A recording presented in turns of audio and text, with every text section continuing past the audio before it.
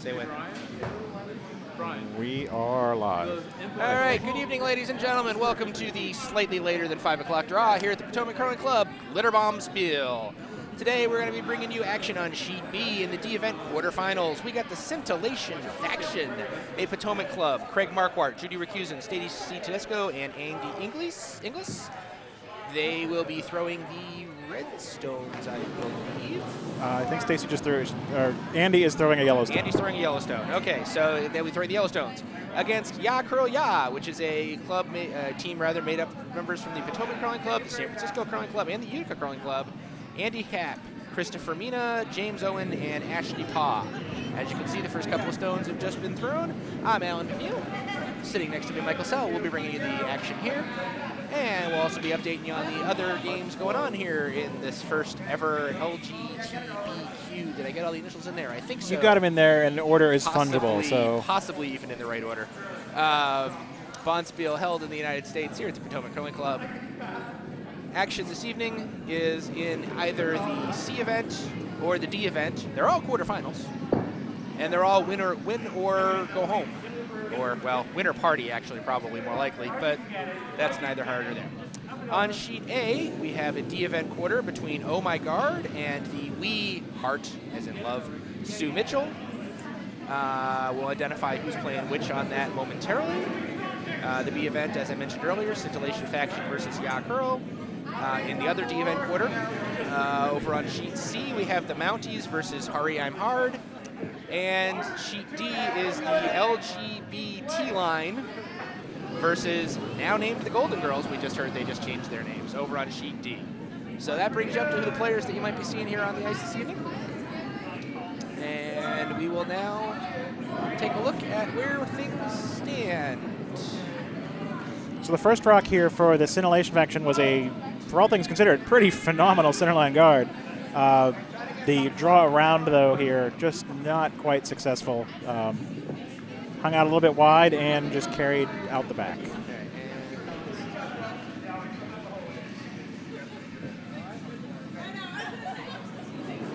So we now have the second stone from Ya Curl Ya. Is that Ashley? I think that was Ashley. I believe that's Ashley Paw, who is their lead. Sorry, we don't actually familiar with these curlers, so I'm not 100% certain. To be honest, I was moderately surprised to find Andy Inglis throwing lead for the Scintillation faction. So we'll bring you up to date on the rosters a little bit closer as we get through there. Oh, this is a really nice draw. That draw is sitting pretty much, yep, top 4 foot, right on the center line, behind that guard that you can kind of see in the long shot. Got the overhead too. The overhead shot, okay. I got it. And there's also another red guard about 8 feet or so in front of the house, just over to the right of the center line, as our cameras go. All right, so this is Scintillation faction. Pretty sure that's the second Stacy Tedesco. Is that Stacy? That is Stacy. With her first stone of the game. Looks like she was being asked to possibly also come in and do that draw, but it's gonna cut over. It's gonna tap there. Right, it's not even gonna get to the tap. Yeah, it's gonna get to the tap. Oh, yeah, you're right. It actually came up just short. A little bit light on that. And I don't know this person, but I'm gonna guess this is James Owen in the hack now. The second for Ya Curl Ya. Getting ready to throw his first stone of the game. Yes. And looks like, I'm guessing I don't actually know. That might be Christopher Mina. It's either Christopher or James. It's not Adam. Yeah. He is sweeping. So Adam must be the vice because Ashley.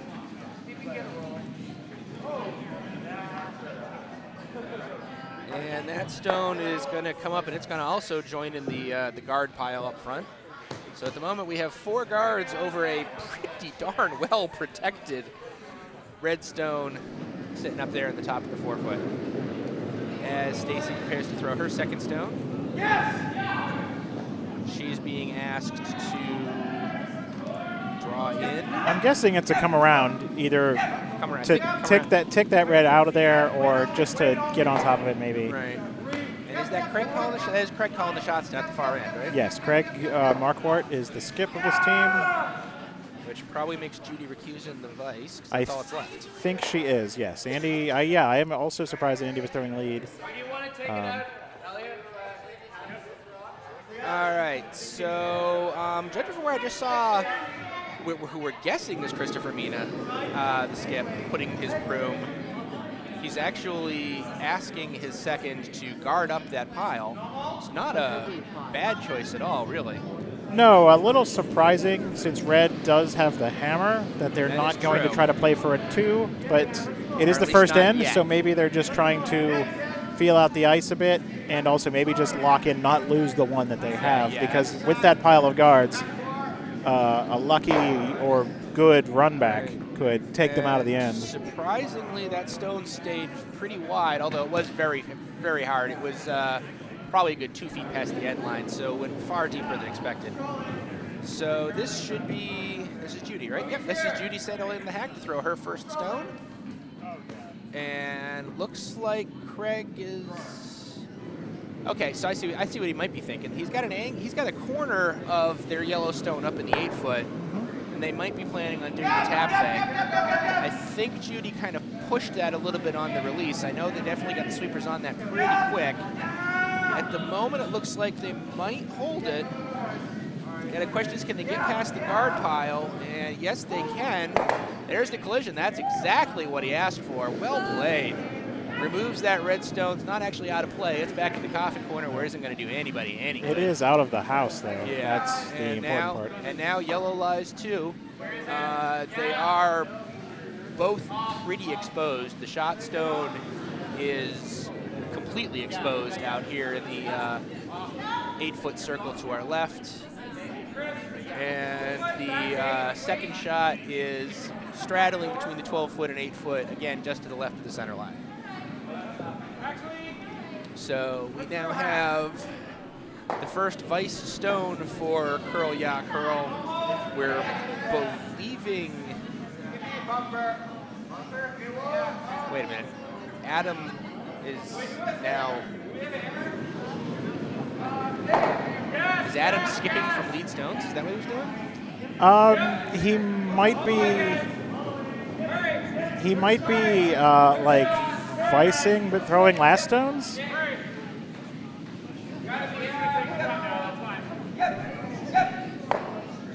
So the shot, as it was just tapped out that second stone. It is out the back, and the red stone's sitting out, exposed out in the edge 12-foot, out on the left-hand side.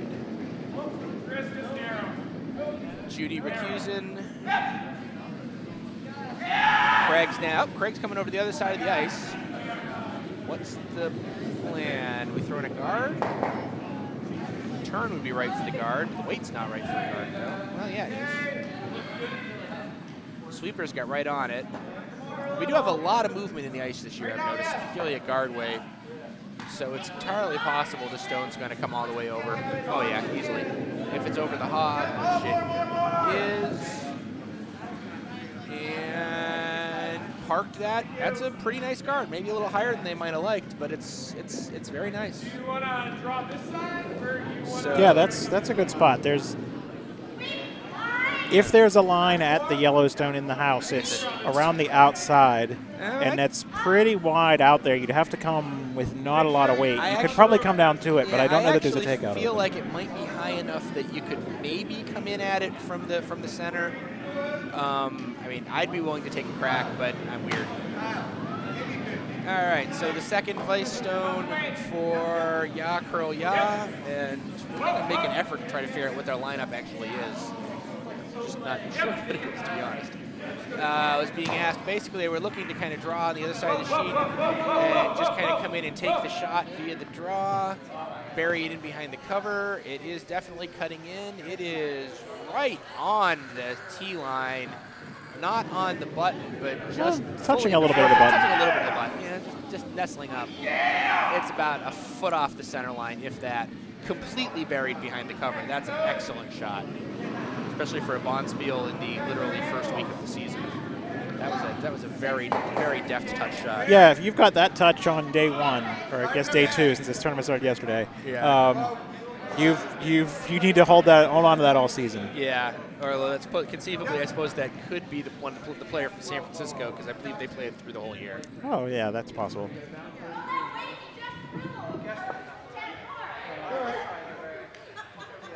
All right, so Craig is asking Judy to put the broom to take the stone in the 12. Yeah, I expect the call is to roll in off of that. Yeah. And if he happens to tap the red that's currently shot, that's great. And it's true when the angle's there. Oh yeah, there's. It's if you play this with the, if you hit it right with the right weight, you can definitely slide the shooter all the way over there and make that double. Exactly. But anything that just rolls you into the center helps. Towards it or to out count it. Yeah. Or even just be undercover as well and just narrow their scoring zone a lot. Yeah, because Craig does not have the hammer this end, so he'd be perfectly happy with giving Yakro Ya 1.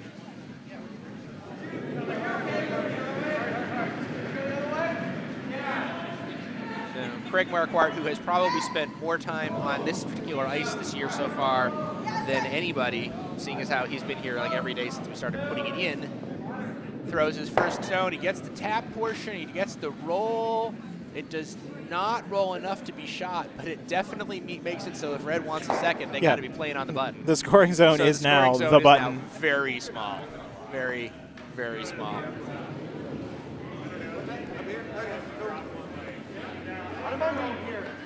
So all in all, really nice execution of that shot. Yeah, I would say that is 90% of what they were trying to do there. That's a 3.5 out of 4, no question. The only thing he didn't get. I'd say, he may even been perfectly okay. Yeah, if he'd rolled to be right on the button, that would have been better. But okay. I think it's one of those times where you say maybe 4 out of 5. You use the extra scale just so you have a finer point to take away. Exactly. Because there was nothing wrong with that shot. No, there was not a miss. There was not a bad shot. It was not bad strategy at all. Exactly. I have to say, one of the teams over on Sheet A is looking particularly dapper. I'm guessing that's We Heart Sue Mitchell, but I don't actually know that for a fact. I don't think it is. Or actually, no, it might be, actually. That's not what they were wearing last night, but... This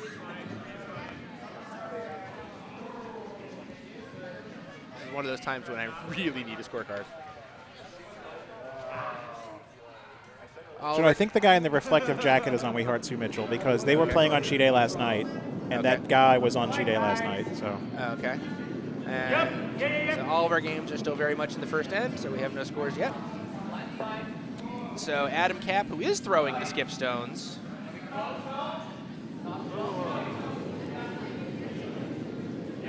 is trying to draw into a second shot position. Came up well short.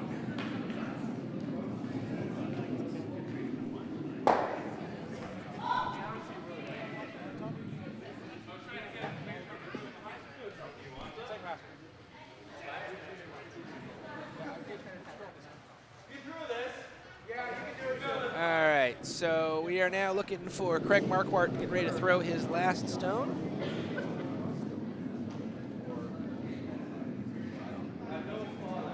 And good evening, everybody on the YouTube channel. We do have a live chat functionality, so if you have any questions about any of the games or anything like that, feel free to pop your question on in there. We'll answer them as soon as we get an opportunity. And we'd like to say hello to all the folks who are joining us live this evening. Both of you. Yes. Only 2 at the moment, but last night we started slow and we got up into the low double digits. But it's all good. I will also add that for anyone who was tuning in because they were just hoping for the prelude to what we have generally been calling Potomac Curling Club After Dark, the night draw Saturday night during a Bombspiel. Unfortunately, this is it because the late night draw or night draw of Saturday has been sort of rescheduled or postponed around tonight's entertainment. So this is the last draw of the day. Last draw of the evening, which is a little bummer for me because I kind of get into the whole, hey, let's start talking at 10 o'clock because why not? But oh well, that's all right. We'll make it up during the dikes. Oh, yes, we will. Oof. You do, of course, realize we do have to do the Play Nice Dikes draw, right? Every draw is after dark at the That's dikes. true. All right, so Craig Marquardt getting ready to make his final shot. The broom is being held for it's technically an intern. I guess he's gonna try, and he's really got nothing to lose here, so he might as well try it. I guess he's gonna try and see if he can tap that red stone that's currently the shot. It's behind cover 100%, so the most he's gonna be able to do is gently tap it, but he doesn't have to tap it all that far to become shot. So I think that's what he's got in mind. Stone's on its way. Sweepers haven't touched it yet. Now they're getting on it. This is Gonna be well real close. inside. If it gets past the guard, he might pull it off. He did not get past the guard. He just taps it, and the stone just skitters out to join that other red stone from 11 stones ago over there in the back corner, where all it's going to do is send somebody to the hospital. So we're now getting ready to prepare for the hammer, which will be thrown by Adam Cap. Him we know. If any of you out there on the live stream happen to know which one is Christopher Mina and which one is James Owen, please feel free to describe them, and we'll be more than happy to start getting that right. But we are not familiar, and we don't have any references available to us.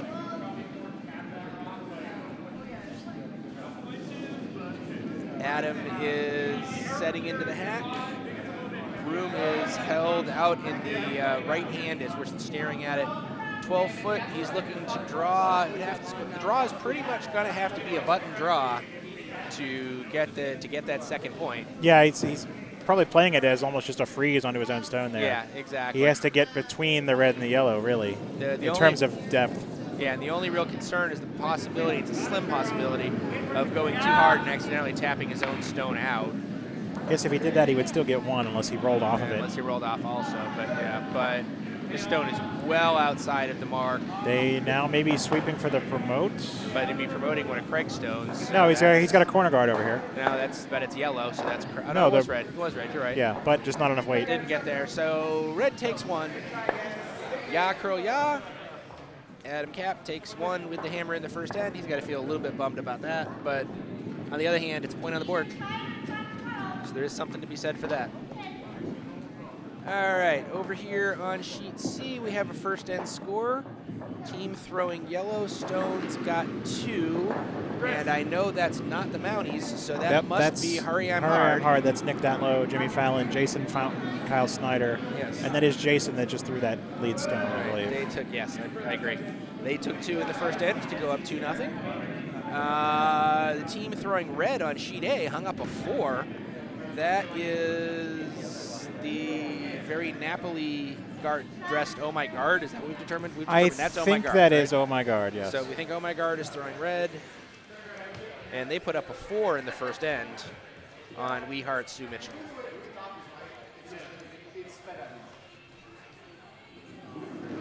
So the Mounties are throwing red on C.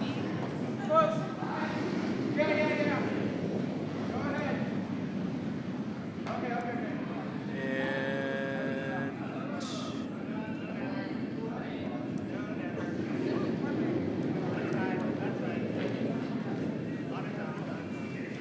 Over on sheet D, yellow got 1 stone. That's fine. That was... Okay, Erstad's in the house now, throwing yellow. So Erstad took 1 in the first stone against the LGBT line. So now we're up to date on all of the action thus far. Just in time to throw the second stone of the first end. Second end. Second end, rather, thank you. Which Andy Inglis is looking to take out the Ashley Paw stone that was put right on the button. He did so. He rolls. He's a little tall. He's just in front of the button right now. Nice shot, Jason.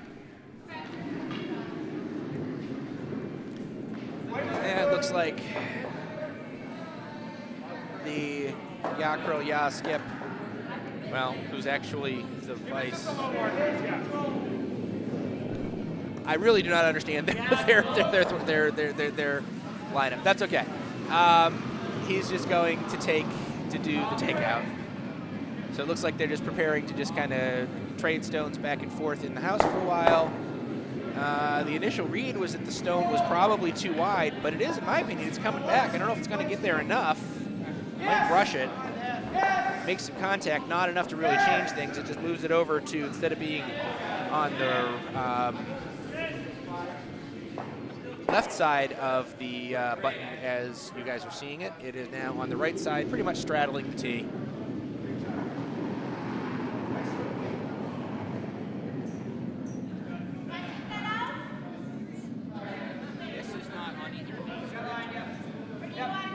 Yeah.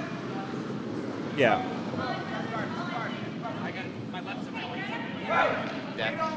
All right, and Yellowstone, Scintillation faction, Andy Inglis, this is second stone. Craig was calling it to split the house right on the tee line. It's gonna be pretty close. Yep, straddling is, yeah, a little bit deep. The near side here is the one that's exposed. Okay. This is the so we flip it around to the near side, so the top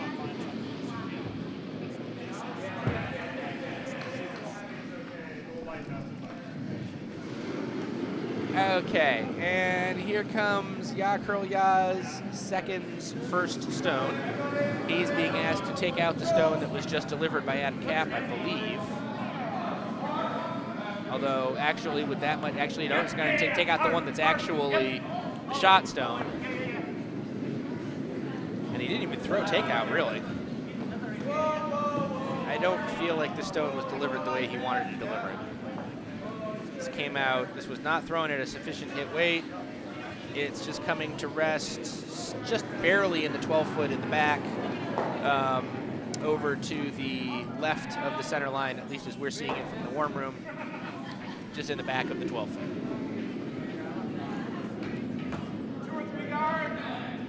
All right, Craig calling for a guard in front of his shot stone. Stacy Tesco attempting to deliver. Stone is definitely on its way.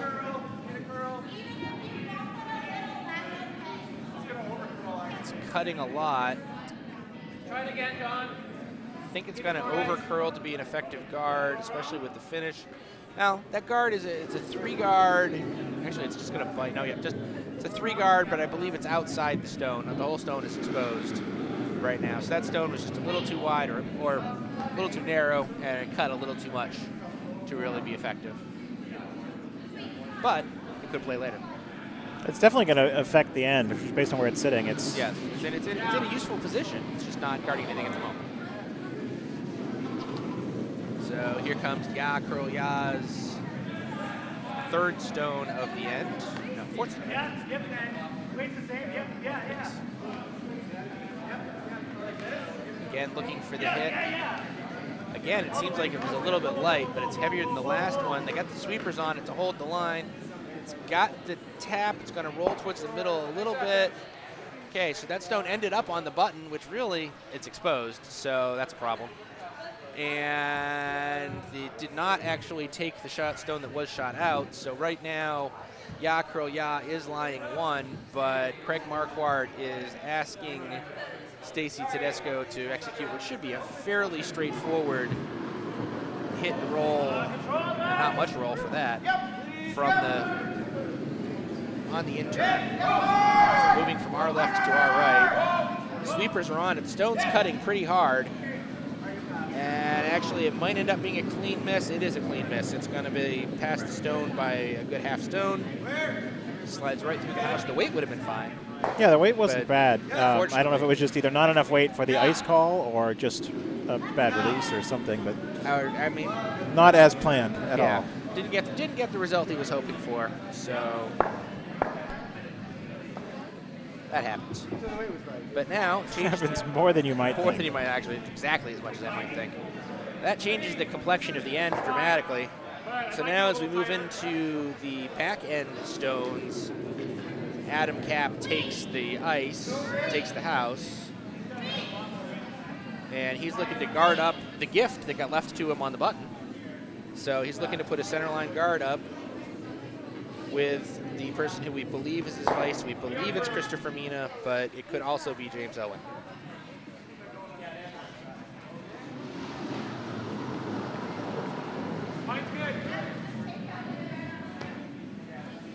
Seems a little heavy for a guard, in my opinion. Seems, actually, it's feeling more back house, possibly even hack at the moment. It's starting to come in. It's going to actually probably make contact with that stone that's on the center. It's going to split it over a little bit. And so now the stone that was just delivered is just above the button on the right. It tapped the stone that was on the button over to the back forefoot on the left. Almost, but not quite frozen to the yellow stone that's in the full 8.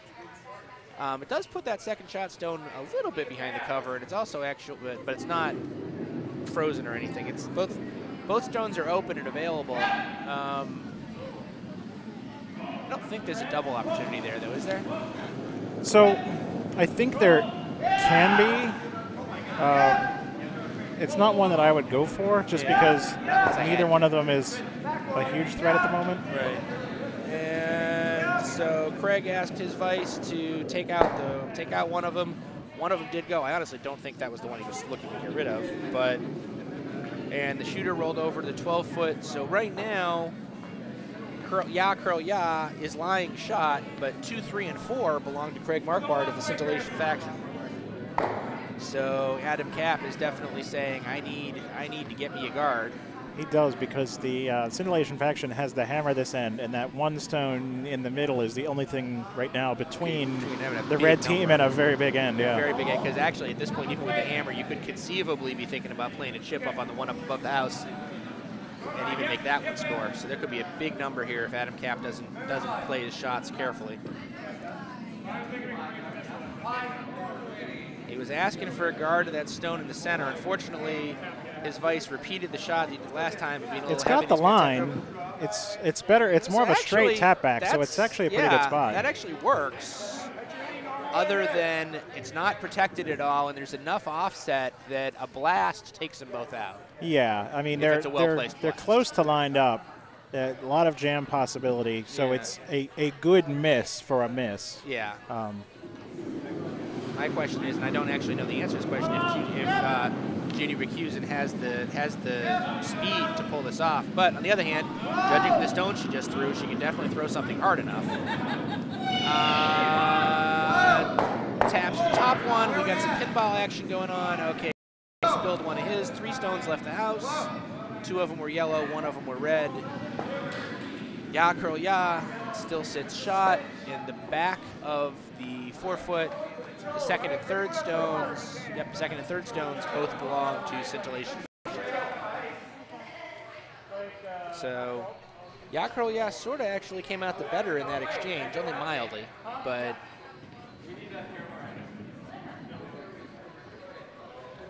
they're still in roughly the same spot of sitting shot, needing to cover it so that the hammer team can't turn this into a 3 or a 4. Right, but before they were facing a 4, now they're only facing a 3, so that's a small improvement.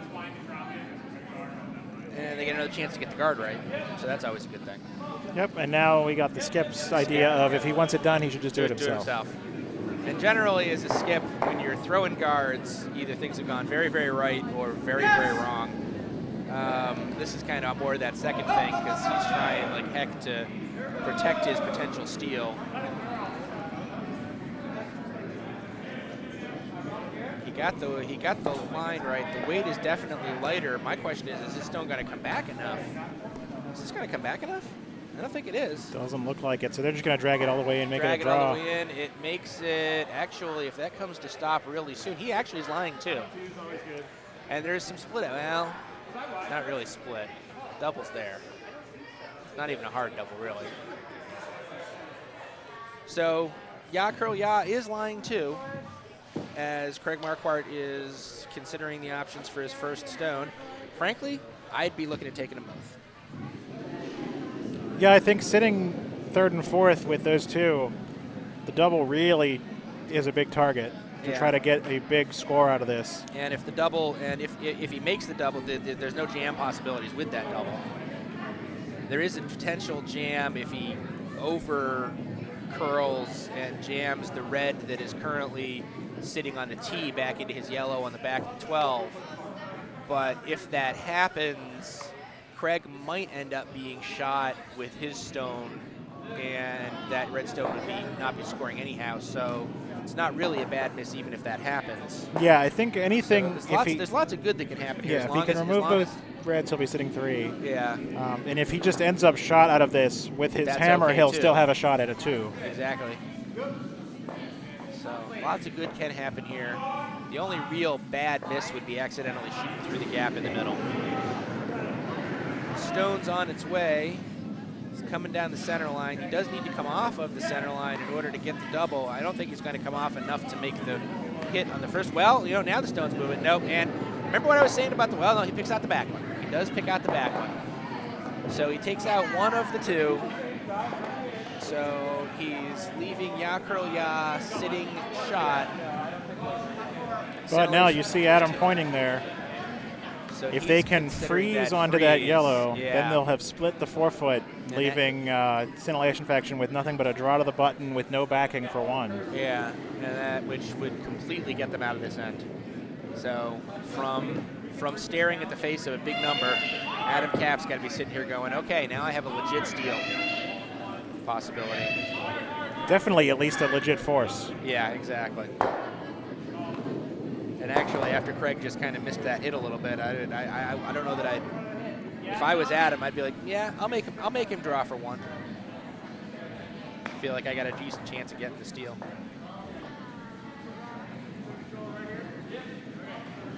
So Stone's on the way. He's basically looking to come across the 4-foot and draw kind of a freeze on the opposite side of the 4-foot. He'd love to freeze to that yellow stone that's in the back 8. I don't know that this is going to curl enough. Well, it's starting to come now. Is it too heavy? It is way too heavy. And Judy Racusin just sweeps that out. That's no longer a stone that matters. So it is third shot. So it does limit the Scintillation Faction to a 2 if they hit the shot stone. So it is relevant, but it's not. It's the difference between a 2 and a 3 at the moment. A theoretic double, a decent double is there if Craig really wants to gamble, but I wouldn't gamble if I was Craig. I would just basically nose that red stone, take my 2, lick my wounds, and go home. Yeah. And really, a 2 is what you're going for. So it's not even so much a wound. I mean, it could have been a lot more because of some misses early in the end. But right. If you're down 1 and you get a 2, now you're up 1. You've done your job. You have done your job. All right, we should be getting some second-end scores coming in on our other games. Over on sheet C, Pariam Hard stole 1 to go up 3-0. All right, Craig Marquardt's last stone is on its way. He's looking to just hit this red and stick around for 2. It needs to come off the center line. I don't think it's coming off the center line. I think he just threw that way too hard. Yeah, that stone That is a lot of gas for the ice he took and for just trying to make an open hit. Absolutely. Shoots right through the hole. Adam Cap steals 1, which makes the score after 2. 2-0 in favor of Ya Curl Ya from Potomac, San Francisco, and Utica. So basically, Team America over the Scintillation Faction, Potomac Hill. And we have a second-end score on D. Not. They're in the third end. They did not hang. They did not hang the score. They're getting ready to start. No, they're still throwing the second end over on sheet A.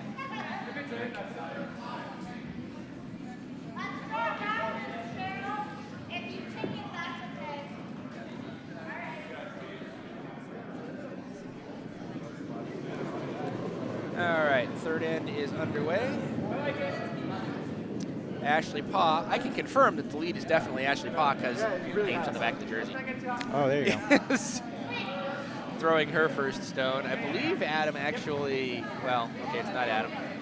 person we believe is Christopher, said, hey, let's bring this game into the house. And then I stood on my microphone cord.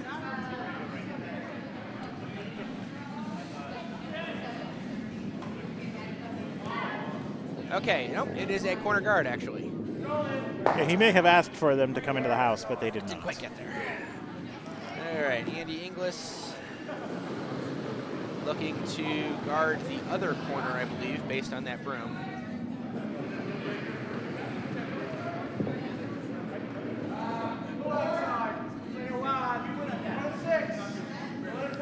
Looks a little heavy. This might be in the house. Might be out of the house. No, it's No, not that's correct. gonna settle It's down. about T, maybe back T. No, just short of T. So, Scintillation faction lying 1. Not a bad place to be overall. Just you'd like to have put the guard up first. Yeah. Although the draw is a lot easier if you do it before the guard. So maybe Sure, they're just going to It's because the guard's not in the way. Yeah. Unfortunately, it does give Ashley Pa the opportunity to take it out, which is exactly what possibly Christopher Mina. I feel like we need to call him like James, because we don't know which one it is. Christopher Mina, possibly James Owen, calling for Ashley Pa to remove the Yellowstone that was just delivered. So I wish there was a way I could just find somebody to get the name.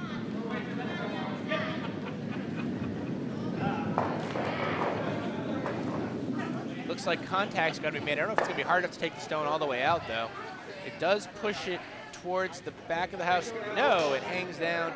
So the Utica stone, well, the Potomac San Francisco Utica stone is sitting in the 8-foot as shot, but that Yellowstone from the Scintillation faction is still sitting in the back. It is still in play, it's still scoring. It is 3/4 the 12-foot in the back on the center line, fundamentally asking for someone to trip and fall all over it. As Andy Inglis throws his second stone, looking to take out the now shot stone. Plenty of weight. Looks like it's gonna curl. It's gonna hit just inside. No, actually, it's gonna hit right on the nose. It's gonna be just a straight nose in place, actually slightly outside nose. So we now have 2 Yellowstones in the 12-foot, 1 in the back, right at the center line, and 1 well out to the left, short of the tee. Yeah, I mean, not necessarily not a the most. horrible setup. Not gonna say not the most orthodox of setups here, But 2 stones in the house, not Split. an easy double. Yeah. So that's how you set up for your 2. Is you Yeah. just make sure that the other team can't get both at the same time. Exactly. Right. Yeah. Right now, it's set up for an old school 2. Back before the free guard zone. Well, the teams weren't really using the free guard zone rule this end anyway, so. True that. Certainly not using the 5-stone free guard zone. No, they were playing the 1 rock rule this The end. 1 rock as you roll. see, yeah. So the second for Ya Curl Ya, the second to be named later, is looking to take out the stone in the top 12, possibly roll towards the middle. That would probably be a desired outcome. I'm concerned that he has over-curled and he's got a field goal right through, and I'm now virtually certain that's going to occur. Yep, he goes right through. That would be a clean miss.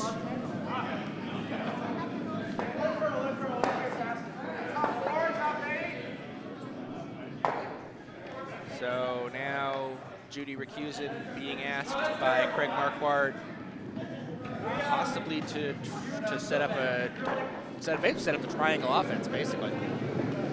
3 stones in the house, can't get them all out at once. And you're definitely saying looking for a big number here. It's looking like an okay draw. Trying to get it behind Maybe the a cover. little heavy. Might be a little.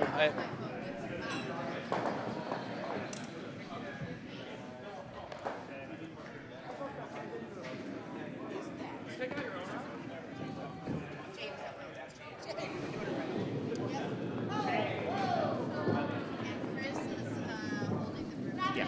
Okay. Awesome. All right, so we just got confirmation, it only took us 3 ends, that James Owen is, in fact, the gentleman in the hack right now. throwing second for Ya Curl Ya. Information is a wonderful thing. Knowledge is power. Knowing is half the battle. The other half is lasers. Yep. So the attempt to make the hit, or is he just doing a counter draw? The line looks like a counter draw, but the weight is sort of like back line to hack weight. Yeah, but it's going to over curl at that weight. Yeah.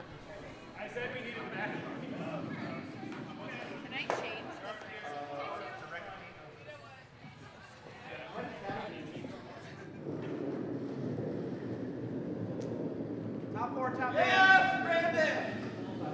Other Brandon!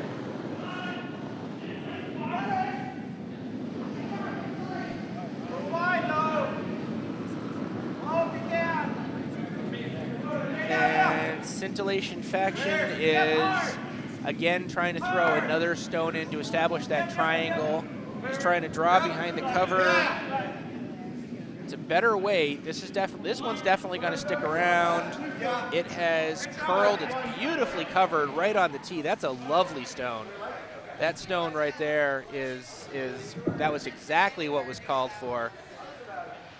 So Scintillation Faction is currently lying 3. And the shot stone is behind a guard. So now we'll see what Adam Kapp can get Christopher Mina, his vice. Again, we've confirmed in the hack to do. He's asked him to, judging from the broom picture, he's asked him to draw in. Yeah, he was tapping on the yellow stone. He was looking for a freeze, I think. A freeze on the current shot? Yeah. Freeze or draw into its vicinity, which is just a freeze with a margin of error. Right. It feels heavy to me. And I believe I just heard on the on-ice mic, I believe Christopher also said he felt it was heavy. However, it might still have a purpose. I would say they should hold this line and go for the back one here. And that looks like what they're doing. That is what they're doing. And it looks like it's going to come down right to the nose of that back stone. Actually got to the outside of it, but it just was enough to tap it out. Is it out of play? It is. The yellow stone, yeah, it's just out of play, at least in my opinion. They haven't kicked it out yet. They kicked it now. Yep, there it goes. So, however, the red is the third shot, but, hey, it's a stone in play. And they got rid of one of the other stones, so not a fail. Didn't quite do exactly what they asked for. But yeah, it's in play and potentially counting, so they can use that to reduce the count of the yellow team. Yeah, exactly. All right, so Craig. Not sure what Craig is asking Judy Recusant to do here.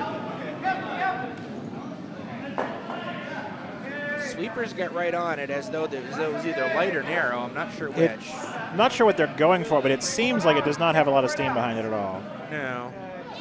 It's definitely a draw or a guard. It is going to be a guard, I think. I don't know that's what they wanted, but the sweepers came up from it though, so I guess is it actually gonna? It's gonna guard shot stone. That's it double guards. If guard was plan B, that's a great plan B. If guard was plan A, then I'd say they executed it pretty well. Sure. So there's a double guard on that shot stone.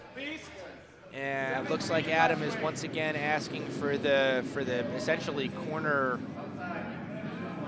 freeze, although actually from where he put the broom, he actually doesn't want to get all the way to a freeze. I think what he wants to do is he wants to put a stone in the forefoot that could potentially be used for an angle take. Yeah, I think that's fine. And now that the guard is a little bit wider, just any draw behind that guard is a pretty good spot. The weight looks much better. Okay, Adam called the sweepers up because this shot's a miss, I think. And the handle is reversed. And it's going to be a guard over on the other side. No, this is going to come down into the house. I don't know that I agree. Oh, no, not enough, no. No, it is a tight 3. Actually, it's a tight 3 guarding at least the out turn on that stone in the 12.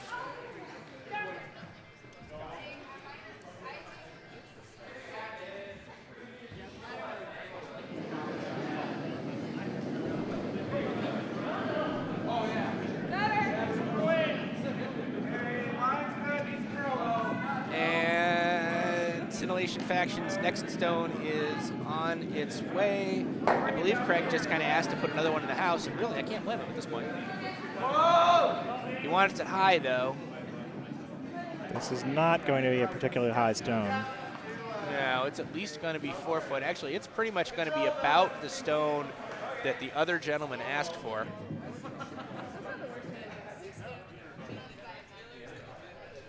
So now, armed with that,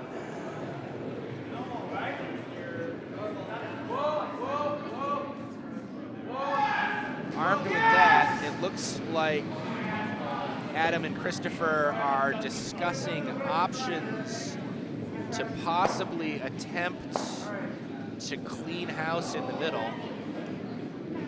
It's there. Adam would need to throw a pretty decent weight down the left-hand side of the center line, get you about a third of the yellow stone that's in the front 4 foot. His shooter will almost certainly roll out if that happens, but that's okay. It would clear 2 out. That looks like that's what's being called for. So his stone is on its way. He's definitely thrown heavy hit weight. Stone's down. Sweeper's got on it in a hurry.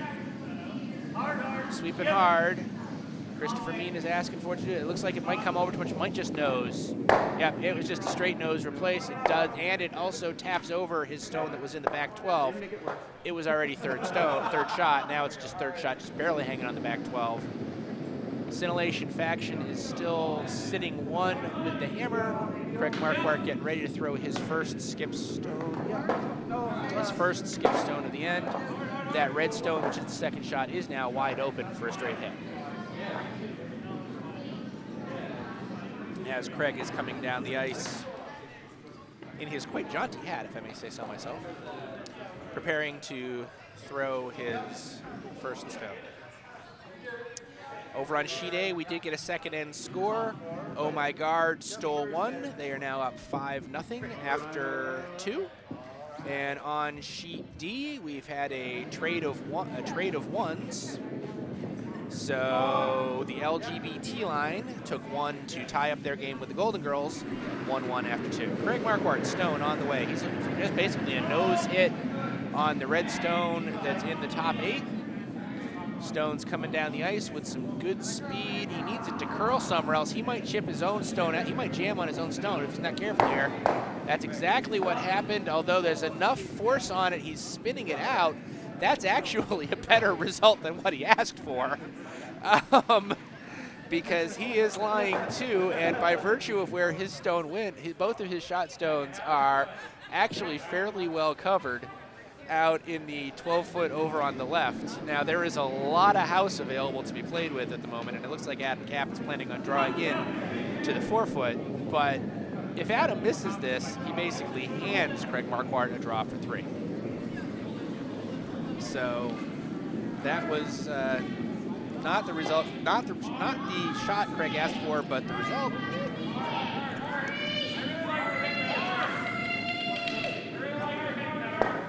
Very well done, Simone.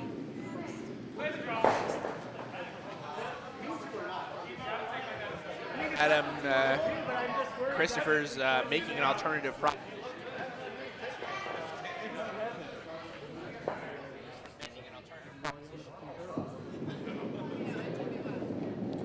And the stone is now on its way. He's just drawing in. He's trying to draw in to the 4-foot, ideally bending behind the cover.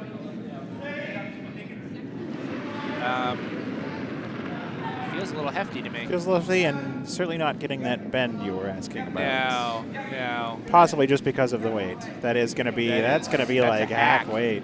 So Craig Marquardt has certainly tied the game here, and all he has to do is put a stone. Okay, technically he has to do better than just putting it in the house, because there is a red stone that's got a millimeter in the back of the back of the 12 covered.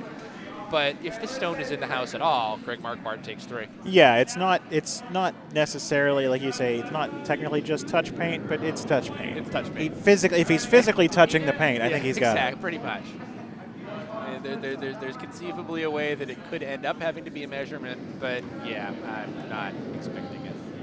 I would honestly, if I'm throwing this shot and it has to be measured, I would just say I didn't get it. Yeah, because truthfully, he's been handed a 12-foot circle to hit. And I hate to say this, but that feels heavy.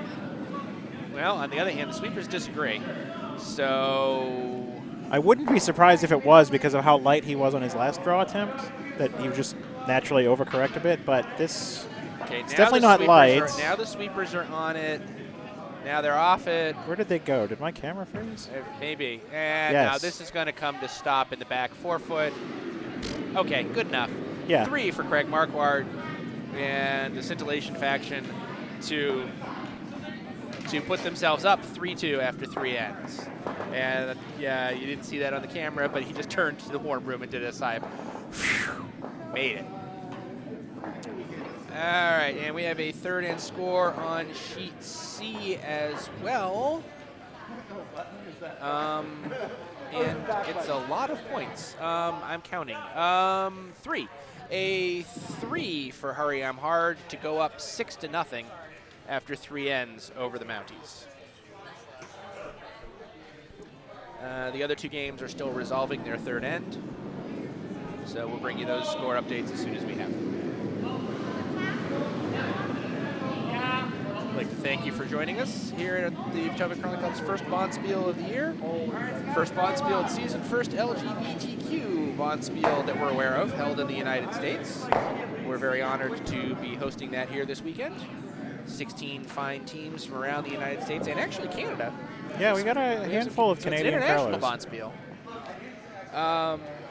Yeah, we were discussing that last night. The big, I guess, sort of driver for hosting this was some Potomac members making it up to Canada for the sort of Canadian circuit. There's an LGBT curling circuit. Okay. 4 or 5 different clubs all sort of take turns hosting this event up there. To the point of there being a sort of a national Canadian LGBT curling championship or something like that. So yeah, those members coming back here going, well, why don't we have that? We do that? And now we do. And yeah, the board was more than happy to throw the club's weight behind that. And we've since been contacted by other clubs actually saying, wow, you know, we were trying to set that up too, or darn, we were hoping we got to do it first. Neener. So neener to them, but also I think that means that we might start seeing this pop up a lot more now that the sort of viability has been established. I think that's a marvelous thing, and kudos to Courtney Shaw and the rest of the organizing committee for the event. They've done a marvelous job. Literally the first week of the season, the Potomac's ice only just got released for people to start practicing on essentially a week ago today. So, yeah. Actually, 2 weeks ago today. But regardless. So, while we've been chatting away about the history of the event, there's basically been hit trading going on in the house. Currently, the result is, after having thrown 2 stones, Scintillation faction has one up in the upper 8 foot.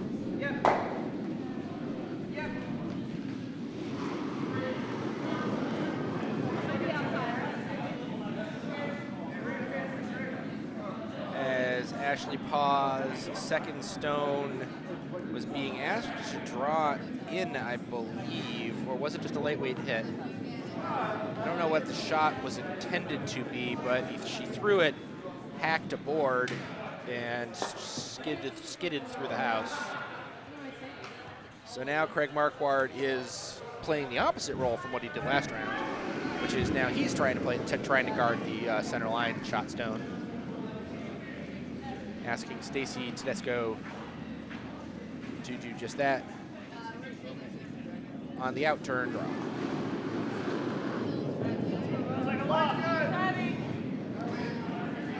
Sweepers are saying it's probably heavy. Looks a little heavy to me, but it might curl enough. We might play tap-tap. Yeah, a little tap here would actually be pretty nice, considering how high in the house that one stone is. Craig had the sweepers on it immediately. Crossing I think the it's going to face. cross the face. It's going to do a scrub split. That's not horrible. That's 2 stones in the house. One on the center line in the 8, almost touching the 4, and one rolled to just past the tee over on the right-hand side, just nibbling the 8 foot. So that's actually not a bad. That's a nice setup to potentially steal, because now, or at the very least to limit, because now Ya Curl Ya has to spend their stones dealing with this situation as opposed to setting up a defense to possibly take 2. All right, we got a third end score over on sheet D.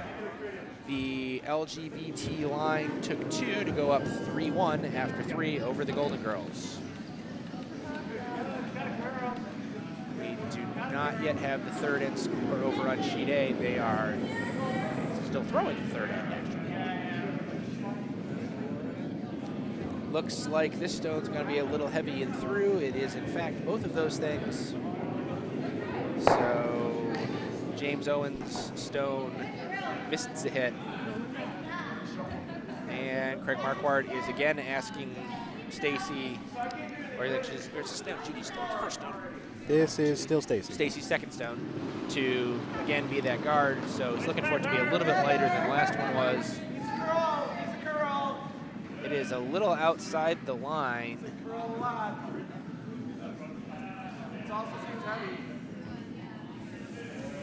The sweepers say it's heavy, but it was out in the cold. It was out in the frost, so it's going to slow down. It's going to be a guard, but I don't think it's. I think all it's guarding is the field goal. Yeah, they weren't quite able to drag it over enough to be an effective guard. So Scintillation faction is lying 2, but they are both exposed. Although actually it did guard the double line. Yeah, I guess it kind of does. If you were trying to make that sort of cross-house double, yeah, you now don't have that turn. That is not an option. Or even a hit of the top one rolling towards the second one, not expecting a double. It's not a viable thing anymore. But what is available is a tap and roll behind the cover, which that's not what they're looking for, though. They're looking for just a pure draw into the 4 from way out there.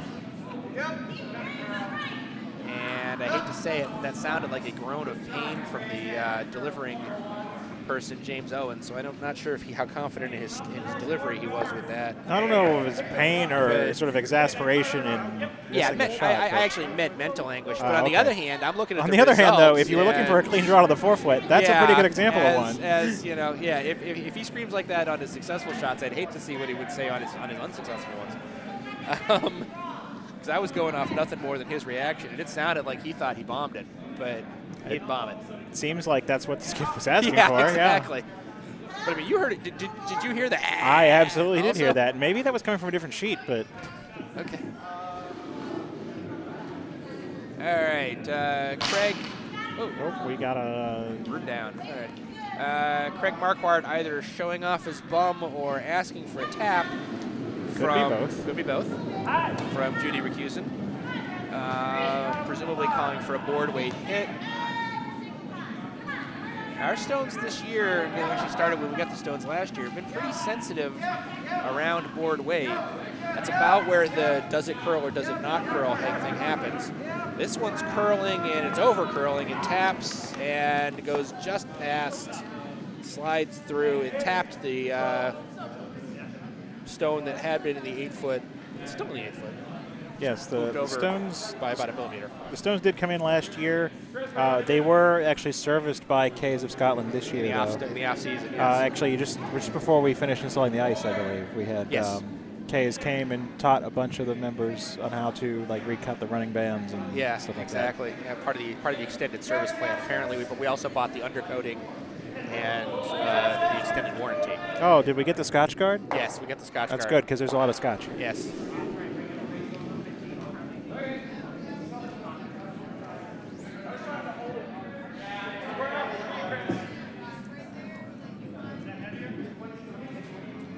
So now that they are sitting one, Ya Curl Ya Skip Adam Kapp is asking his vice Christopher Mina. I believe he's just asking for a guard, but not at that weight.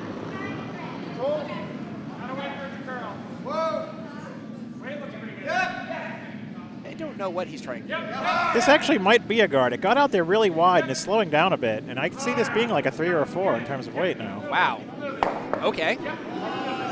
Took the scenic route and actually got a pretty nice guard. Yeah, here. that boy out of his hand, I would have sworn that was back house or worse, but no. And apparently a very nice stone just thrown over on sheet C. Didn't see it, but I'll see if maybe.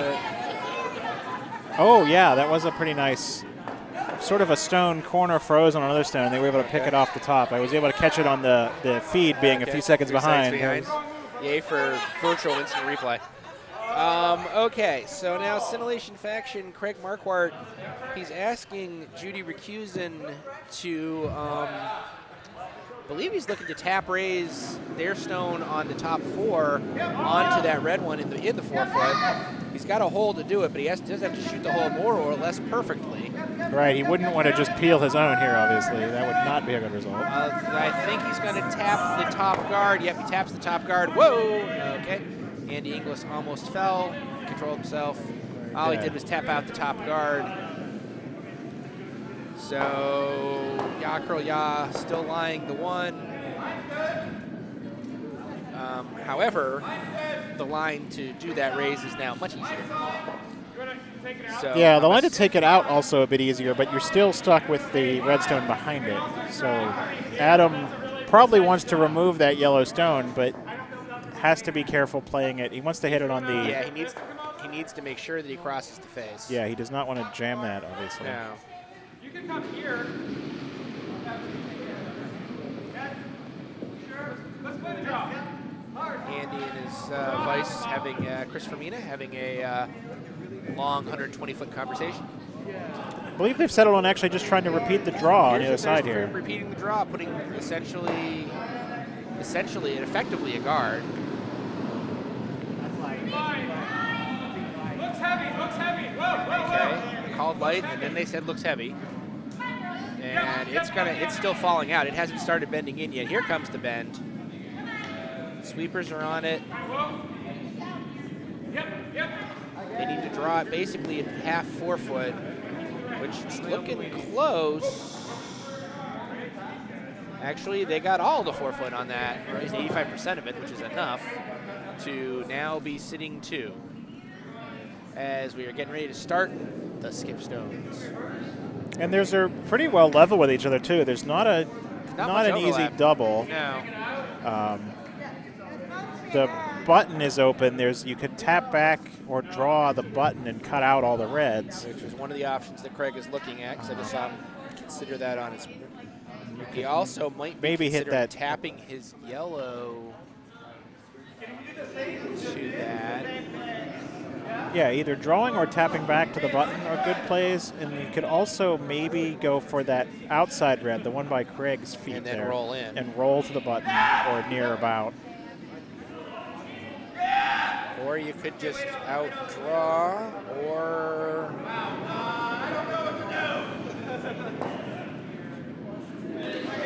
it's got lots of options. Plus side, they're doing pretty good on pace of play, so they've got no significant issue in terms of it's not a timed event anyhow. Right. So, and this is the last draw of the Last day, draw of the so day, even if so, it was, yeah. they'd probably be a little bit lenient on that. yeah. So he's got time to consider almost all of the angles. I think he's officially considered all of them now.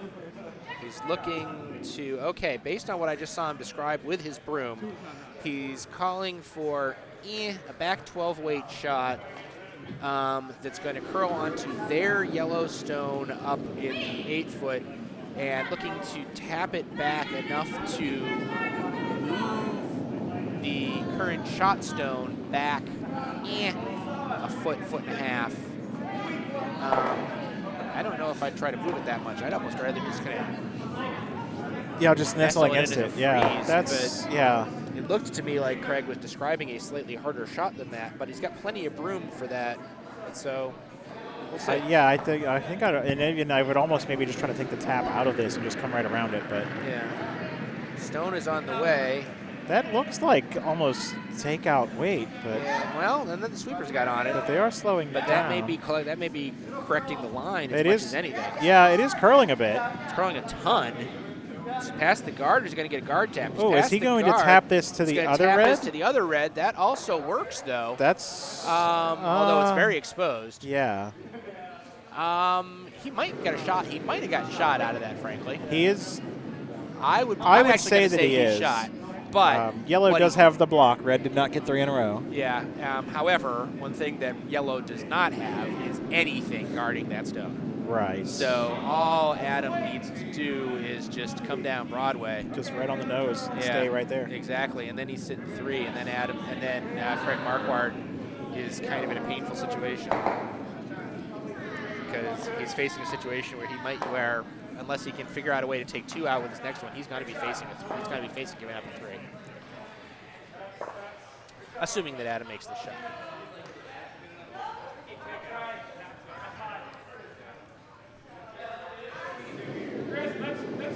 Gotta like Adam's likelihood of this. Oh no, he's settling it down to draw weight.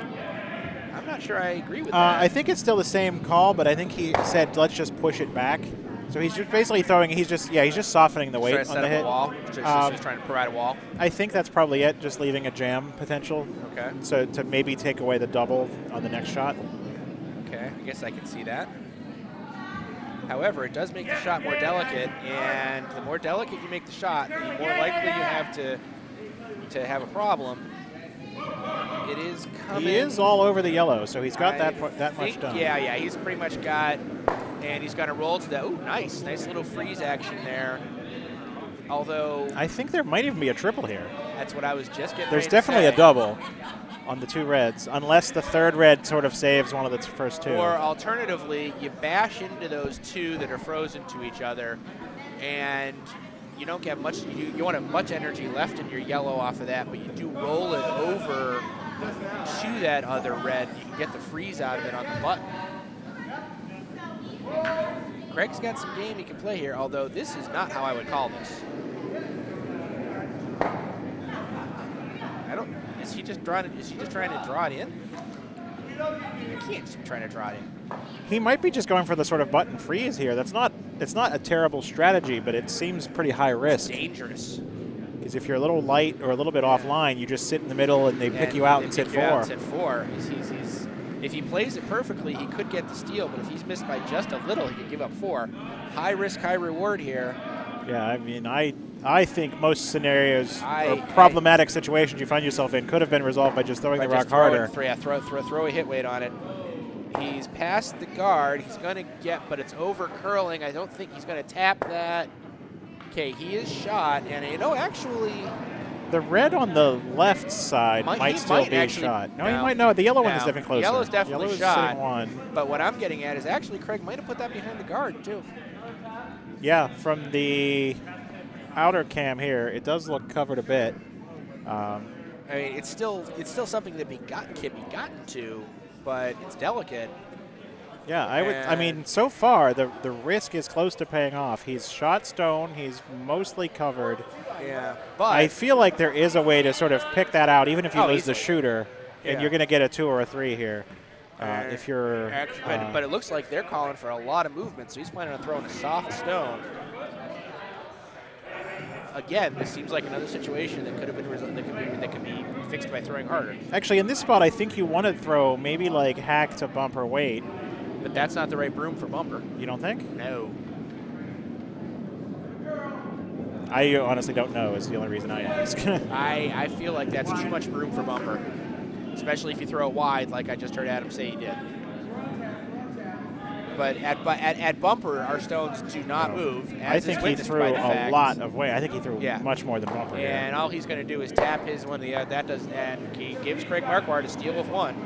It's not official yet, but we're virtually certain. They're looking at it now. I suppose you could measure it, but I'd be so the one redstone is actually touching the outside of the 4 foot, so we know that that's 3rd pretty convincingly. And just from here, seeing what's outside the 2 stones, I think the yellow is closer than the red, but we'll see what they do. They have made a decision. I believe I'm about 95% comfortable in saying yellow stole 1. Yeah, it's 1 either way, but I guess we'll know when someone gets in the hack. Yeah. And they've left a guard up there, so someone needs to go get that. It's the extremely free guard zone. It's so free that we leave it for next year. Well, they've left it in the slide path for this end, so I think that's even. I'm not saying it's a good plan. I'm saying it's a plan. I'm not saying it's a good plan. I mean, I throw out the other hack, so I mean, if people want to leave that out there, that's just So we do have the fourth end score over on sheet C. The nice shot that we were talking about earlier did in fact result in a steal of 3. So Hurry I'm Hard is essentially punishing the heck out of the Mounties. They are not going to be welcome to go back to Canada. Hurry I'm Hard, that is. Because they're putting up a 9-0 on the Royal Canadian Mounted Police, and that's just rude. That is rude. Dudley Drewright would not be happy. I will point out, though, that the Mounties is actually a Potomac team. So they've got wonderful costumes, but they are not actually Canadian. Work with me here, dude. Well, I'm just saying, out of the Royal Canadian Mounted Police, they're not Canadian, but they very well might be Royal Mounted Police. Yes. That I cannot confirm any of that. No. And honestly, they might even be Canadian and just, live down here. It's entirely possible. It has been known to occur. And both of the other games on A and D are still both in the fourth end. They're running a little bit slower, which is perfectly fine. So we are now a couple stones into this pivotal fifth end. It is actually a requirement that the fifth end always be referred to as the pivotal fifth end. Those rules were issued this year. Is it pivotal in a 10-end game, or does that wait till the sixth end? When does the pivot occur? The first end after halftime. Oh, okay. So yes, in this case, it is pivotal. As the score is currently 4-2 in favor of the Scintillation faction. Do the rules pin down which end is the beer end, or are they just all the beer end? They're pretty much all the beer end. It's curling, dude. You're not wrong. I didn't know if there was just an official, like the beer frame in bowling. Right, I get you. Although they're pretty much all the beer frames in bowling. A little bit. This stone from Andy Inglis kind of looks like it was an attempt at a draw in, but it looks to me as though it's a draw through. It is going to be a very nice freeze onto the hack. Actually, that's slowing down a good bit. It might stay in the back of the house. I'm house. staring at the monitor, and the monitor is still set on the wrong camera, so I have no earthly clue what just happened.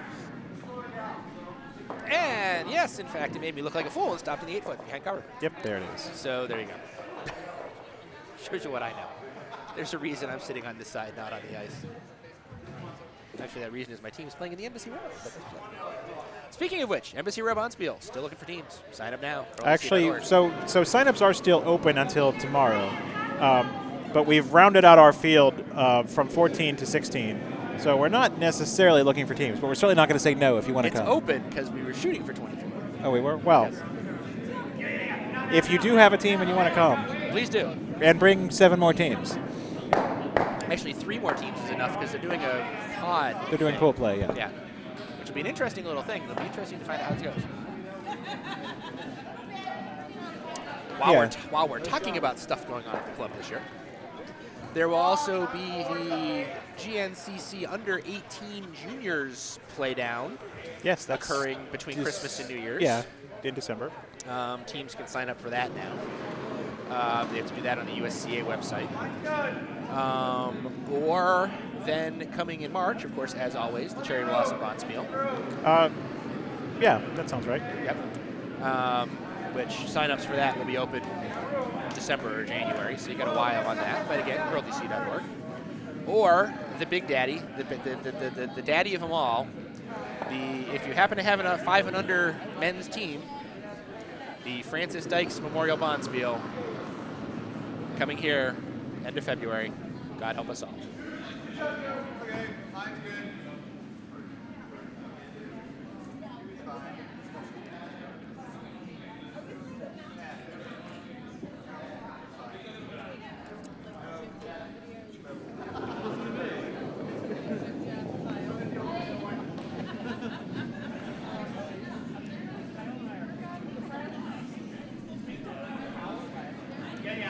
So we are progressing through the 5th end. We are on final seconds stones. Actually, I'm sorry, we're not on final second stones. We're on first second stones. And so far, we have a bunch of stones in play. There are 3 guards, 3 rocks in the house behind those guards. Behind those guards. Currently sitting 1 red. Indeed. And Stacy Tedesco being asked to pile on.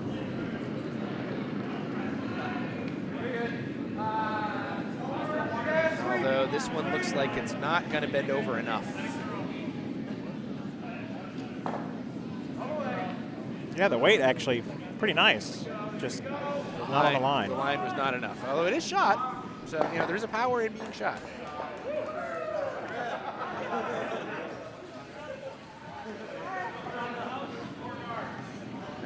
We have a 4th end score over on sheet D, which I will see as soon as somebody moves. There we go. The Golden Girls took 1 with the hammer to cut their margin to, they are down 3-2 against the LGBT line. They have completed the 4th end over on sheet A, but they have not yet hung up the score. Yes, they have. No, 4 still in the box. They have not hung up the score over there, so we don't know what happened there. We'll let you know as soon as we do.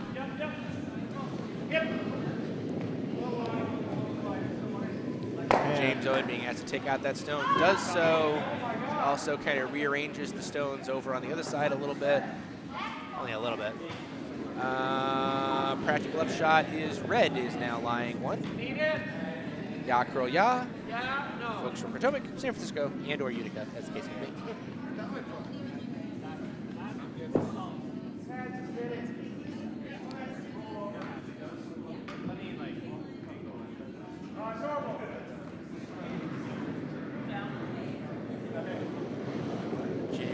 Throwing her first stone of the 5th end.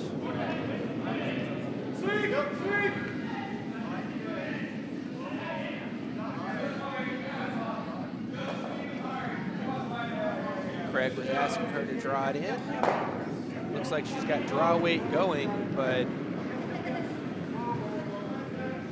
actually this is going to be a very nice draw. This is going to just tap that red. It's currently shot. That's beautiful. Right in behind the cover. Yep, we got 7 rocks in a line here. Yep. Or approximately. Approximately. All right, we got the sheet A score. The Weehart Sue Mitchell team stole 1 to make it a 5-2 game against Oh My Guard. And the game on sheet C is proceeding at warp factor 9. They've already finished the 5th end. Wherein the Mounties took 1 to go down 9-1 after 5. Christopher Mina preparing to throw his first stone of this 5th end. Adam Kapp is asking him to basically follow Judy's draw. He's got the exact same broom. So if he throws the exact same weight, he should have pretty much the exact same result. Adam likes the line. The weight feels about right. Be a touch heavy? No, and the broom's got on it, so why not?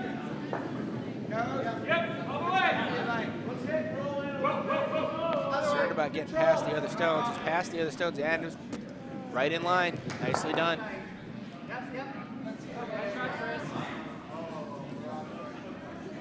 So Craig Marquardt saying, hey, we should know how to do this. Asking Judy Recusin to follow the leader. So clearly what we need to do on sheet B is just move the center line 1 foot in that direction. Yeah. So Judy Stone has a lot of handle. It's going pretty fast. And that actually is keeping the break from happening. Although here it comes. It's tucking in. It's not going to bend over quite as much as the other ones did. It's tapped and then it rolled. It's actually exposed on the left-hand side of the center line. It might be shot, might be arguable, but it's also exposed. So really Adam is asking Christopher to tap that yellow stone and roll over behind the cover into the Congo line of granite over here on the right. Okay, don't touch it yet. Gotta work. They like the weight. They're waiting for the bend to happen. Has not kicked in yet. There it comes. Now they're working it for weight. They're working it for line also. They're working it hard. They're past the top stones, but no, actually they're not past the top stones. All they did was they tapped the stone that had been sitting in the top 12, and it also bent out a little bit to provide some cover. I do believe we officially have what we in the business here refer to as a mess in the house. Yeah, I think that's. So yeah, we've got what, 8 rocks in the house right now? 3 guards. Yeah, 1, 2, 3, Only 4. 1 rock out of play so far this end. Is there even a rock out of play? There's one right behind Judy in the rack there. Okay. I honestly don't remember how that stone got out of play. I don't either. For all I know, maybe that's not. Maybe that's from the next sheet over. No, I don't think so. 1, 2, 3. No, it's not. Craig Marquardt coming over to throw his first stone. I don't know if yellow is shot or Fred's shot at the moment. Taking a look at the overhead camera, which, as always, is not a perfect. Wow, those are almost mirrored. Yeah, that's what the I'm yellow saying. one's a little closer to the center line, so it's would probably a tell little it's closer. but I would not be offended if they got a measurement stick out on that. Oh, I love when we get measurements on the camera.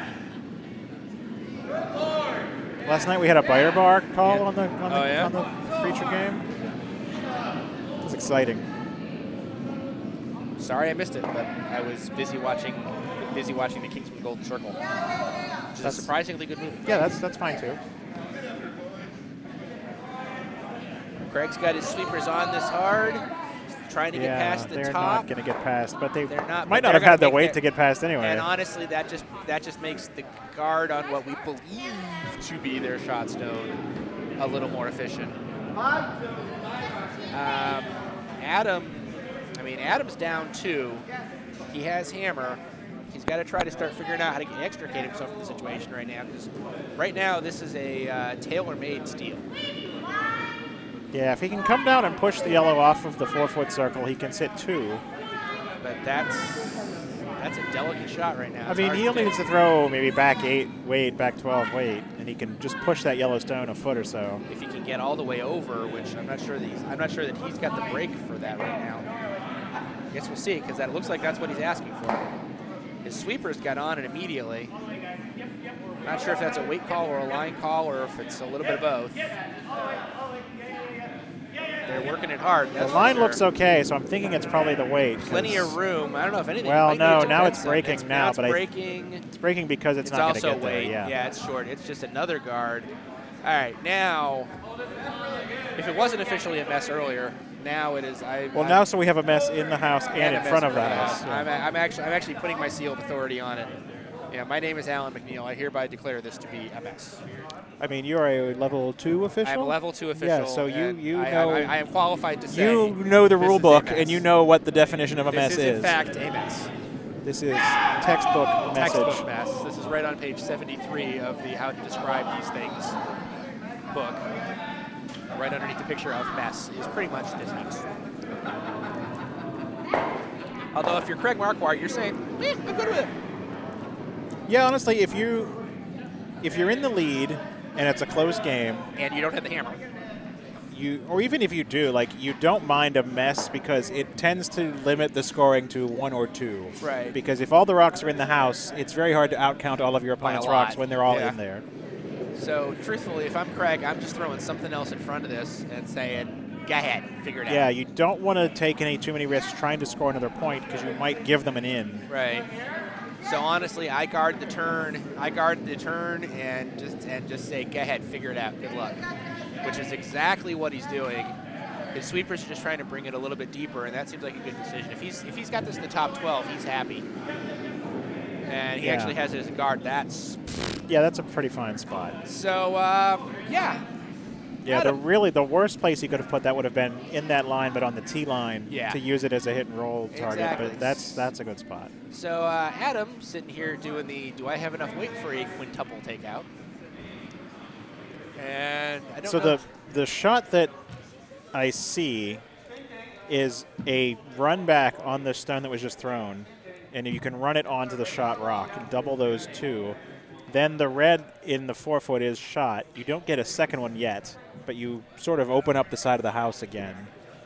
They may also just be going for the straight just peel, since that is in the way and problematic. They don't have too many stones left to just throw a straight peel. Yeah, no, this is their first skip stone. They have this stone and one more. they're trying to keep it on the line. Looks like they're trying the raised peel like you're talking about, but it looks like it's just going to it's going to tap their red up front. No, it did peel it. Okay. It was just a peel on the guard. It peeled it. They just curled across it a little bit too much. His red did not move enough to get out of the way. It is also a guard. Or was that the hammer? Was that the hammer? Did we miss stones? That was the hammer. So there were so many stones in play that was actually hammer time. Oh, look at that. Well then. So we are going to get a camera measurement. We are getting a camera measurement, which is good. It's about time we can confirm that. And for all the people, for the two of you that are watching, you saw one of the vices, I guess, put their broom in front of the two stones. Don't do that. Yeah. In general, if you want to measure stones, that's fine. You need to check which one's closer, but don't put anything on the ice next to them because you're just going to risk someone moving one of the rocks. And here we go. You don't really need to cordon off your house when you're going to get a measurement. Just everyone knows to get out of the house. So we are performing the measurement. But here we go. Adam doing a slight protocol violation by doing the measurement himself. His vice should be doing it, but on the other hand, apparently his vice is having some knee issues. So knee or back or something. Yeah, it's a very minor faux pas.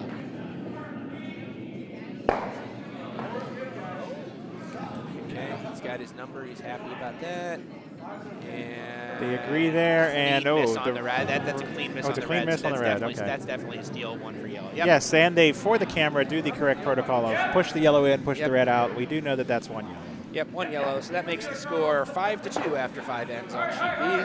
The Scintillation faction, Craig Marquardt, Syracuse, Stacy Tedesco, and Andy Inglis has 5.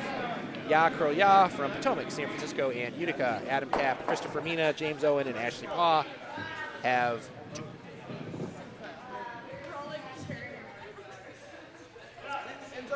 So, and those are all of the 5th end scores available to us because the other 2 games on A and D are still working their 5th. Also with many stones in play. And these are situations that there's going to be a lot more of next season. You heard about what's coming, right? Oh, the 5 rock roll? 5 rock roll. I'm not thrilled about it, but I will deal with it because it's not really that big of a change. So there is some question about whether it's going to be implemented down at the recreational level. That hasn't actually been decided yet. But it also hasn't been decided it's not going to happen. So, yeah. So there's going to be a lot more stones in play next year, although plenty of stones in play now. So I'm not really sure there's enough more to make a difference. Yeah, I feel like it will change the game enough to at least make it interesting again. My big concern really is that at 4 rocks, the team without hammer gets to be the first team to peel a guard. Right. And with 5 rocks, the team with hammer gets to be the first team to peel a guard. And I feel like that's just skewing the end even more in favor of the team with the hammer. Maybe it doesn't do that much. It's not a big deal. The rule that I've heard thought about that would skew it even more in favor of the team with the hammer is the 2 points for a rock on the pin rule, which I don't know that it have actually been seriously considered, but I've heard it talked about. Well, they actually experimented with it in a they had a made-for-TV early season event called the Everest Challenge a month ago now, maybe. And they did that, and apparently, actually, the players actually liked it. Oh, for that kind of event, for like they actually liked it, period. Oh, wow. Because the logic was that it made it so that the non-hammer team couldn't just play peel to force ones or blanks. You had to try to strategize not just a force of 1, but it had to be a force of 1 that hit the button to prevent that to prevent the 2-pointers. So it made it more difficult for the defense, so to speak. Yeah, but I feel like if you've successfully sort of split the house or something for your force, you know, if the team with the hammer has let you put 2 or 3 in, they shouldn't still be able to get a 2 out of that. I guess that's I mean, they have to cover the pin, so it's not an easy draw. Yeah. It's, you know, most skips at any sort of high level can reliably hit the button, but I think even reliably hitting the pin is still a pretty small margin. Yeah. Although I guess with the sweepers and everything too, it probably happens a lot more often than you would think. Yeah, But. it came up. I heard a percentage. It was like there was like an average. It didn't happen every game that there was a 2 like that.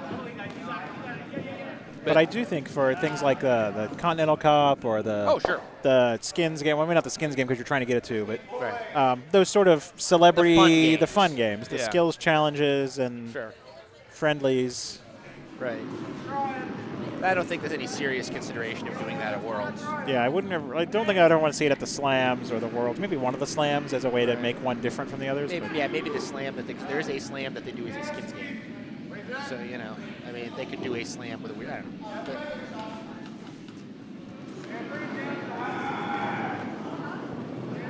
But we'll just see, and in about 15 years, we'll be talking about the implementation of the 6-rock rule. And that's my main concern is it just seems like whenever the game gets stale or gets solved, which at the highest level will always happen because the players are so good that shot making isn't the question, just strategy is the question. Right. They always just seem to attack rocks in the free guard zone rule. Yeah. I mean, I'm waiting for the implementation of no removing guards. Period. It may come someday. I mean, that's 10, 15, 20 years off at least. So I'll be dead, but someday it'll happen. We'll just go to everything will be a short game, just no takeouts, just at all. You're not allowed to do anything. Exactly. Everything just ticks and taps. Sure. So mixed doubles, what you're saying. I mean, that's gaining popularity. It's got to be an Olympic event this February.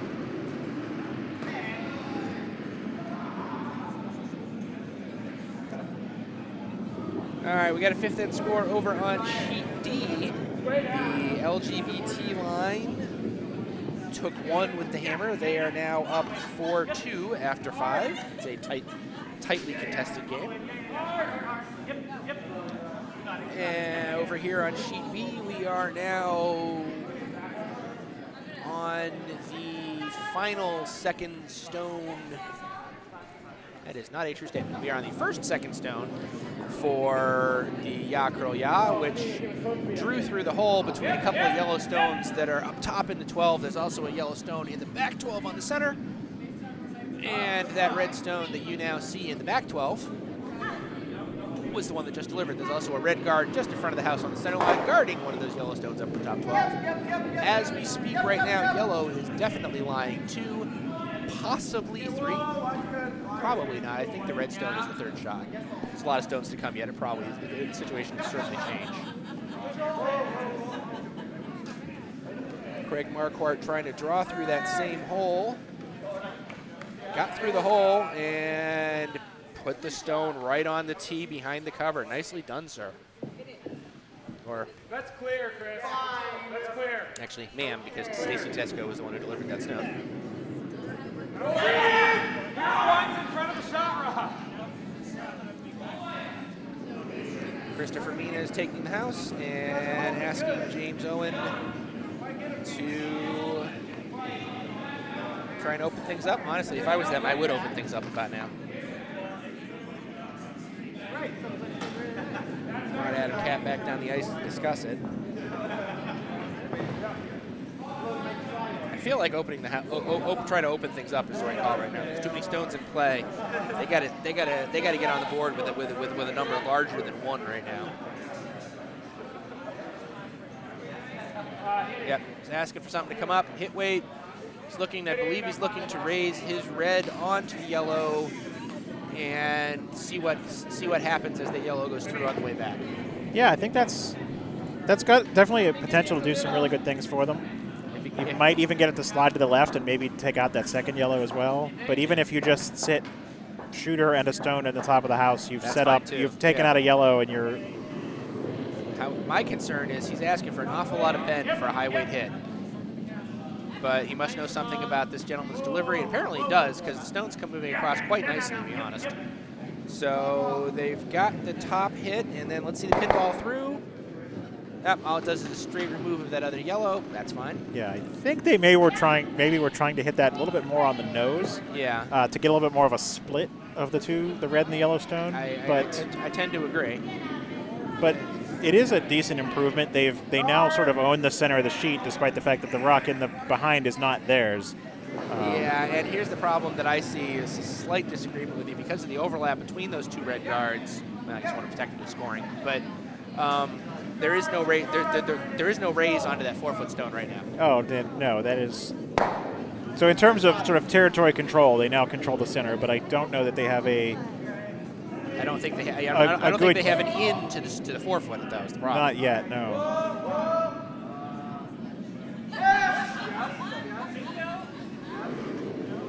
So yeah, you know, I mean, to put it in chess terms, yeah, okay, they've advanced their pawn rank a little bit, but. Oh, and I don't know if that's what yellow is trying to do or not, but the chipping the corner guard over into the pile that was not the desired, because that opens up a shot on the in-turn. Depends on the handedness of the thrower. Right, I'm assuming a right-handed. Yeah, you would, wouldn't you? Yeah. Huh? I said you would, wouldn't you? Well, that, in fact, I've been watching them curl for 5 ends, and they're all right-handed. Oh, okay, that's a good reason.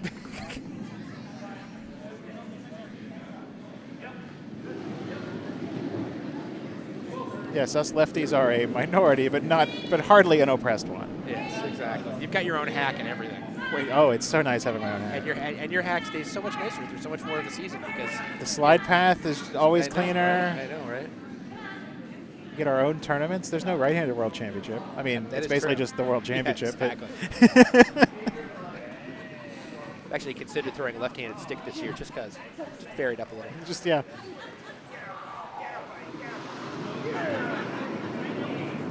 So Adam Cap asking this vice Christopher Mina. It looks like they were asking for a draw from the outside in. That is an in-turn. We did confirm that. Sweepers are on it. Looks like the break has started. Is he clear of that guard? He would be sweeping it if he wasn't.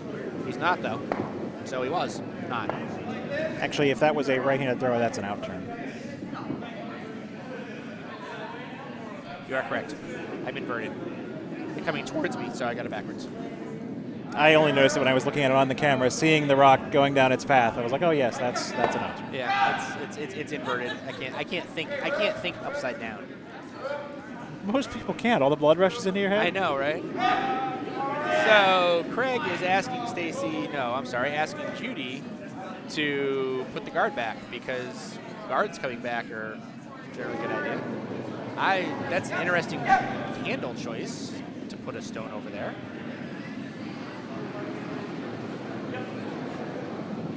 I wonder if this is one of those skip experiment shots where he just goes, let's see what happens when we do this. Well, maybe. Or alternatively, you could be scared of the edge of the sheet. That's a natural reaction. That's true as well. So they're not going to get all the way over to guard the ports. On the other hand, it's coming a little bit. But they are going to guard. They're guarding the guard. They're guarding some shenanigans with the raises there. Yeah, unless Adam's got in mind asking Christopher to do a 17-stone raise. He is, again, facing, I'm not sure if this is an official mess, but he does have a quandary. It's definitely borderline mess. There's 10 stones in play, but only 5 in the house and 5 guards. Last hand we had like 11 in the house. Yeah, well, on the other hand, though, we're only on the 12th stone at the end, so... There is still only one rock out of play, so we're definitely we're on the same trajectory as we were last time.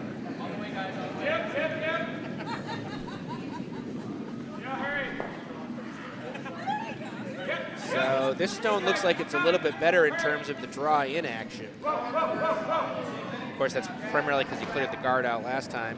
Unfortunately, I think it's a little bit heavy. I think it's just going to drift past to where it's not going to be threatening that shot stone. Nope. The line thought was probably correct, but it was about 4 feet too heavy. So Craig can ask himself to put that guard up. He's also checking the possibility. I guess theoretically you got a chance at an in-off on the other side of the sheet if you want to use that in the Yellowstone. Oh, the sort of guard by the sideline? This guy over here. Oh, you mean the one? For a second, he threw his broom over as though he's concerned about a possible shot off this Yellowstone. Oh, about red using that to get in. Yeah, I don't think I see it. I don't think it's a concern that he actually has to have, but he took a second look at it. It's on the other hand, that's what he's guarding. Yeah, I mean, well, there's not much else to guard at this point. I guess you could try to guard the draw on the other side, since red has just shown that they're getting kind of close to making it. But if they're going to keep chasing it, let them keep chasing it. Frankly, you know what it is. Right now, the stone that he's planning on guarding is a second point. He feels his first stone is locked in. Oh, yeah. So right now, he's doing the, hey, guard the second point. Because honestly, right now, if he were to steal 2, I mean, it doesn't put the game to bed, but it certainly increases his odds dramatically. Definitely, yeah, the ESPN win percentage is skyrocketing at this point. We do need a curling SPI. Is it SPI? WPI. One of those letters. I mean, we could go through the curling zone archives and get a, teams in this situation won X% of the time. We have that. More importantly, though, I think we feel like Craig's stone is going to over curl and not actually protect his second stone. I mean, it protects it on the outturn line, but if Adam goes after this on the outturn line, I'm wondering what he's drinking. So, I mean, I could see actually going. Now that you can't do it, I can see why you might try the outturn line, because you could then play a little bit thin and roll back to maybe get the shot stone. But there's just so much more space on the intern line. That and I throw out of the wrong hack, so I wouldn't go for that kind of thing at all. Yeah, that's just. Yeah, right. I would just still be counting the draw they tried last time. Yeah, because I've got a better line at that. And no, you don't. You'd be coming from the hack over here. You'd have to slide way out. No, I would be coming from this side, so I would just throw it right in there.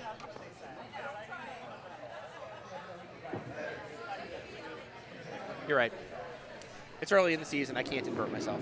Yeah, I'm okay because the camera sort of pre-inverts it for me. I'm looking down the sheet at the house, even though the house is in front of me and backwards. I, on the other hand, am being inefficient at looking at the live action. So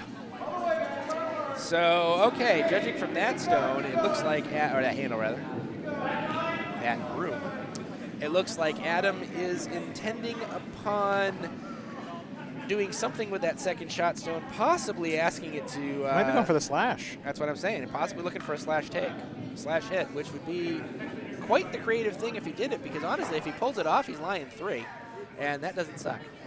Not at all. Maybe 4, depending on where the shooter goes, but probably not going to stick around if he hits the slash with conviction. I'm sure he's not concerned about sticking around. Okay, you got the broom sweepers on it immediately. I was about to call them broomers, which I guess is technically true. Sweeping it hard. They're sweeping hard. He's certainly going to be sending in the right direction, but not enough. Nope, and it jams in the back. So he still has to deal with that yellow that's 1. Now, on the other hand, he did at least take care of the second stone. He did. So he's only staring at a steal of 1, which is an improvement. However, it's not much of 1. Down 3 is not the time that you're consoled by a steal of only 1. That's kind of what I'm getting at here. Oh yeah, no, you properly illustrated the scenario. Yeah. Are they already in the 8th over here on sheet C? No, they're finished up the 7th. Okay. But they're a whole frame ahead, because they're just about done with the 7th over on C.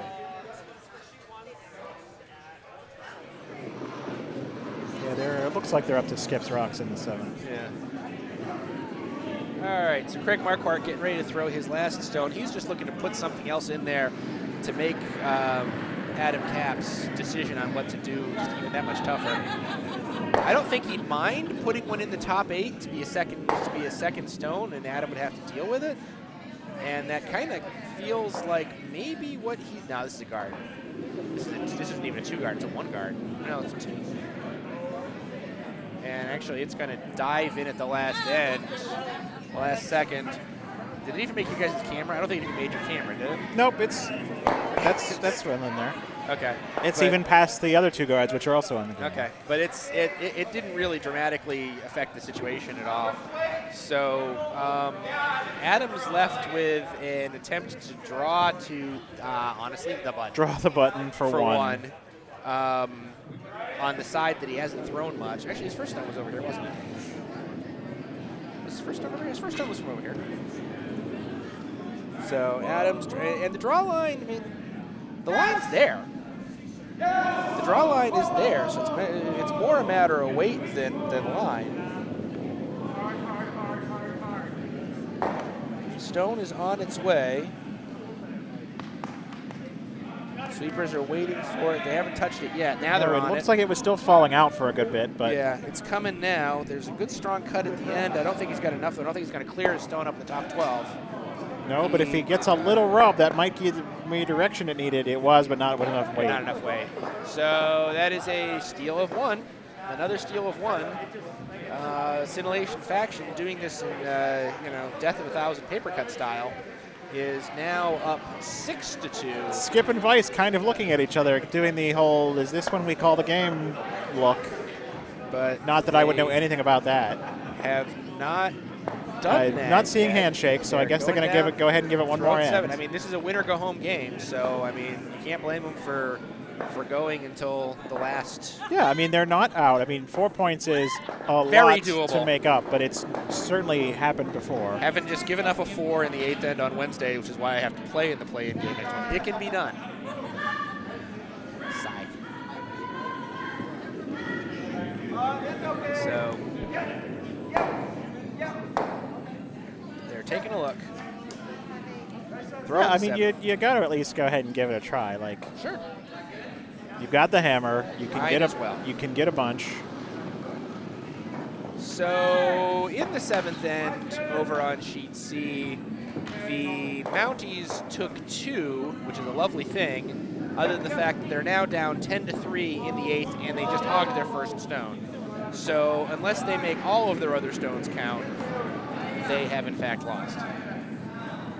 And the Hurry-Am Hard is understanding that fact and throwing through. So that game is, for all intents and purposes, over. It's all over but the shouting. But they're so far ahead that if they throw them all back, all right. Ashley Paw throwing her first stone after Andy Inglis left a guard up on the side there. I'm not sure why he did that, but.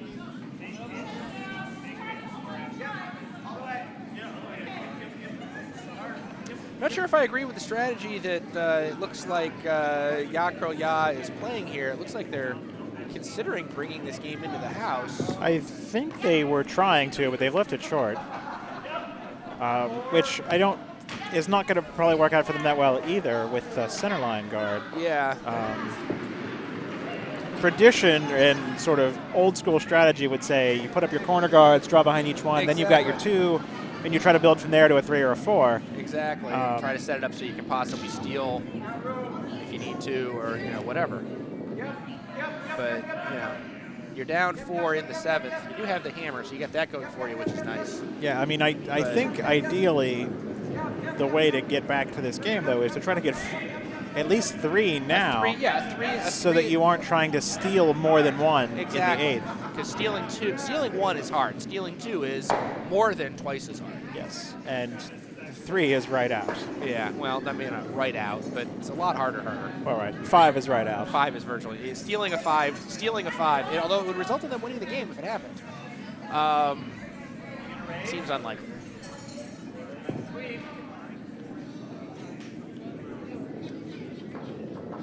Ashley Paw throwing her second stone of this 7th end. Her first stone was a guard, and Craig Marquardt put a stone on the button behind the guards, which is also right out of the book of how to protect a 4-point lead when you don't have the hammer in the 7th end. Bring the game in, force the game into the house, and that did not tap that hard enough to make it so Craig is not shot. The yellow stone is still shot, and at the closer moment, to the pin. And at the moment, we have a scoring zone that is just the 4-foot, which is not where you want to be if you're trying to score a big number.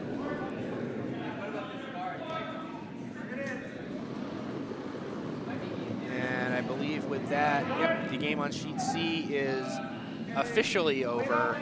They're playing it because, yeah, might as well. I'm assuming that because they're 30 minutes ahead of everybody else. And still, it's the beginning of the season in practice, So that's also a good reason. It's all good.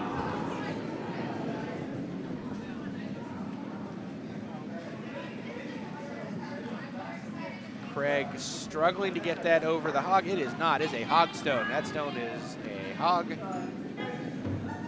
Pretty sure that is not what the called shot was. No, I'm sure that they were shooting for a guard. They were probably okay with it being a high guard, but not quite that. There are limits to everything that missed motion. And our limits are drawn on the field with a big blue line. Big blue line. A big streamer of blue plastic sheets. Something or else, yeah. Yeah. Some sort of vinyl mesh. Exactly. And ladies and gentlemen, Dolly Parton is in the building.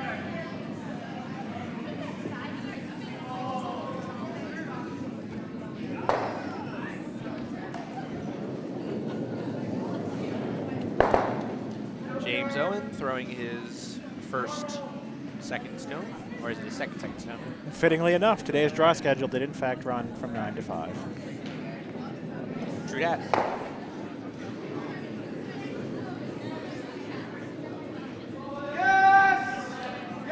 I doubt that was done on purpose.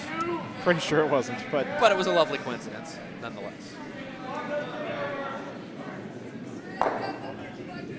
and saying the last draw started at 5 is not really. I mean, the fact that it's still going on at 7 and actually didn't really even start till about 5:15. Well, but yeah, the feeling was there. exactly. The effort was made. And speaking of efforts, Stacy Tedesco throwing her second stone in an attempt to, I believe actually at the moment Craig Marquardt is trying to create yet another mess. Because, and honestly, truthfully, it's been working for him so far, so why not keep up with it? That's one reason. You definitely keep going with what works. Yeah. And the other reason being it's really hard to get a 4 in a mess. Exactly. So if the only thing that kills you is a 4, make a mess. Yeah. And I believe we just finished the 6th end over on sheet A. Pretty sure yellow scored, not sure how much.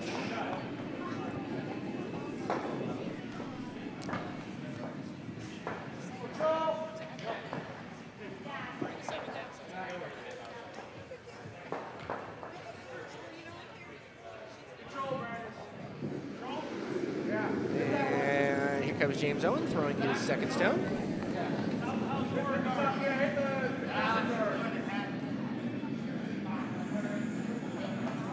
I think he threw that too hard to come back.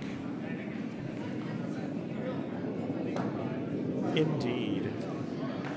He asked for a hit weight call, but he called for a draw weight line.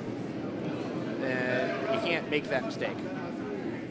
And unfortunately, they've been kind of making that mistake kind of consistently, which is probably why they're down 4 in the 7th end.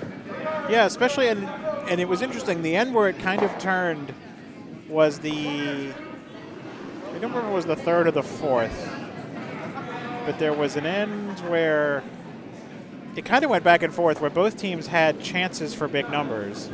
Right. And just one team just executed more shots that end. Yeah, and it that's, resulted- as is typical at this level, it's all about execution. So we are now on Vice Stones. Judy Recusin letting her first one go. Craig definitely asking for mess creation, looking for a guard. That's a guard. That is a guard. It is, in fact, a perfect guard of the, well, it's the 3rd shot stone. I have no idea if yellow is 1 or if red is 1. I'm going to say yellow is 1, but honestly, red's okay. Yellow's okay with red getting 1 right. And actually, they're probably even better with that, honestly. Yeah, I guess the force is technically better because you have the hammer in the 8th. Yeah, if they because decide to play the 8th. Up 3 with versus up 5 without. Actually, yeah. Yeah, neither one is particularly bad. Yeah. But it's definitely easier to get a big number with. So a force now is It's fine. is almost getting 1 now is almost worse for red than getting none now. Exactly. Yeah, and I'm reasonably sure if they give up a steal here, the game is over.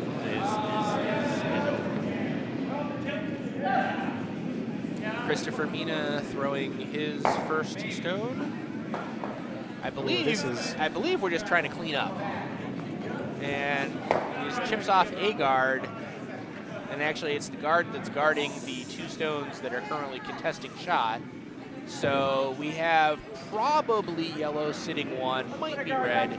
There's 2 stones, 1 of each color on the button, basically flanking the capital. that pair is no longer under any sort of cover whatsoever. There's another yellow stone virtually fully in the 4-foot that is behind cover because there's a tall guard. And I think Judy Recusin pushed that stone out. I feel like it's wide and not necessarily going to come back enough to be a guard. On the other hand, though, it's fairly light. When you throw these light enough, they do kind of bite at the end. Yeah, and I think when you get the sweepers to drag this over, exactly, it's going to do. It's going to help. It actually, I mean, there's a line there to get it. Well, is there? So the sort of outturn side is pretty much taken away. Yes. And the in-turn side is kind of taken away by the fact that that guy. stone is on the center line down in the house. Yeah. So you can hit it, but I don't know that you can hit it in any useful way. Yeah, I'm not even sure you can hit it really unless you can throw a laser. And, you know, don't get me wrong, lasers are things. But Adam going for just clearing the guard. Yeah. Probably the good wiser call. course of action. Yes.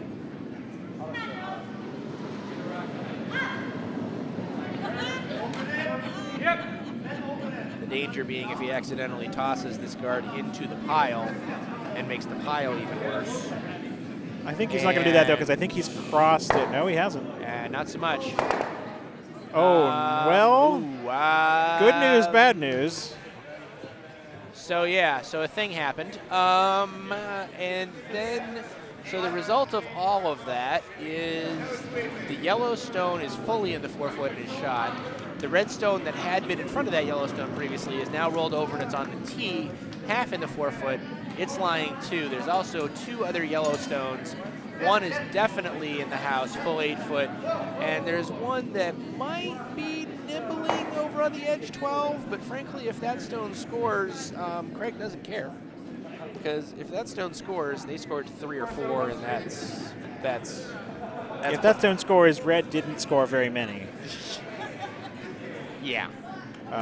Thank you, Captain Optimus. Even if that were somehow to end up being the only stone that scores, that would somehow mean that red almost got the blank but didn't quite. Right. Which, as I said, is probably worse. Yeah.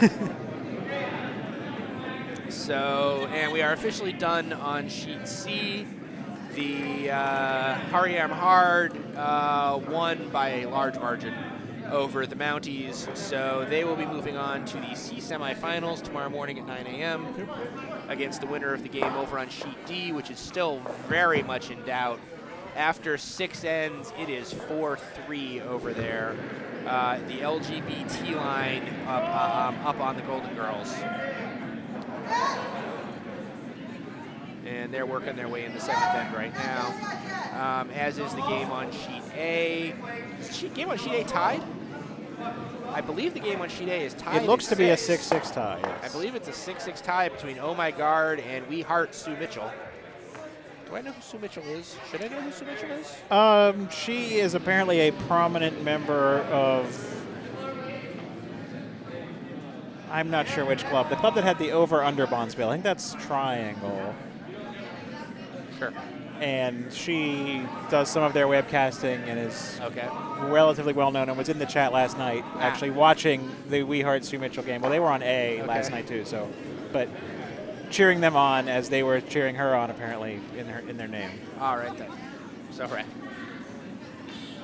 But in that last shot, yellow looked like they were trying to remove the red stone. They did bump it, didn't bump it out, but they bumped it to where it's now 3rd shot. Yes.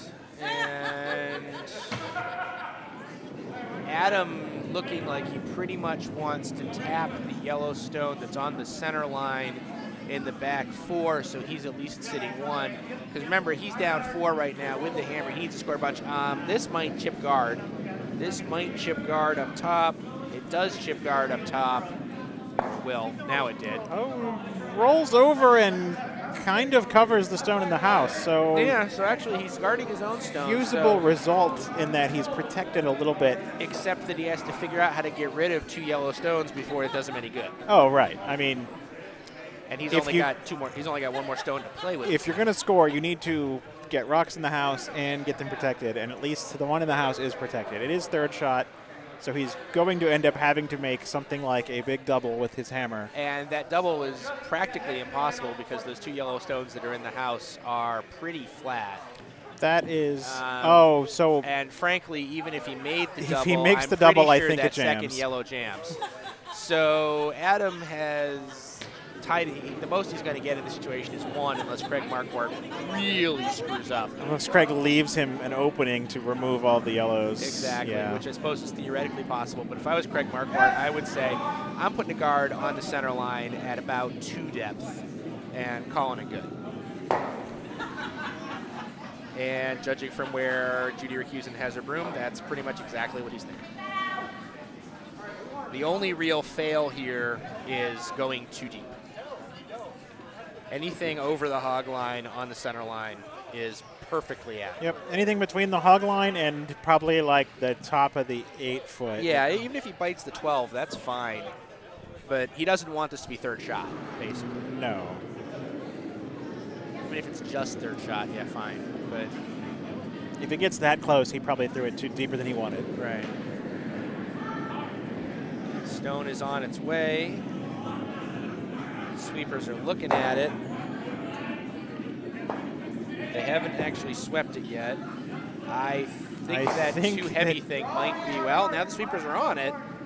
So well, I guess if it's going to be top 8, they want to make this as close as they can get it. And now it's over curling, and it's not going to guard anything. So. Okay, so that didn't guard. Yeah, that guarded officially nothing. However, where it is, there's no way it can be used as a missile against their stones. So what Adam is down to is, how do I get rid of both of those yellow stones?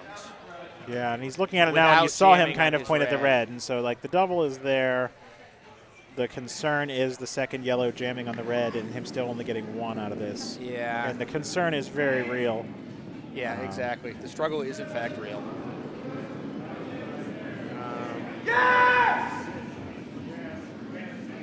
Because taking 1 with the hammer puts him down 3 without, which it's not hopeless, but the level of hope is low.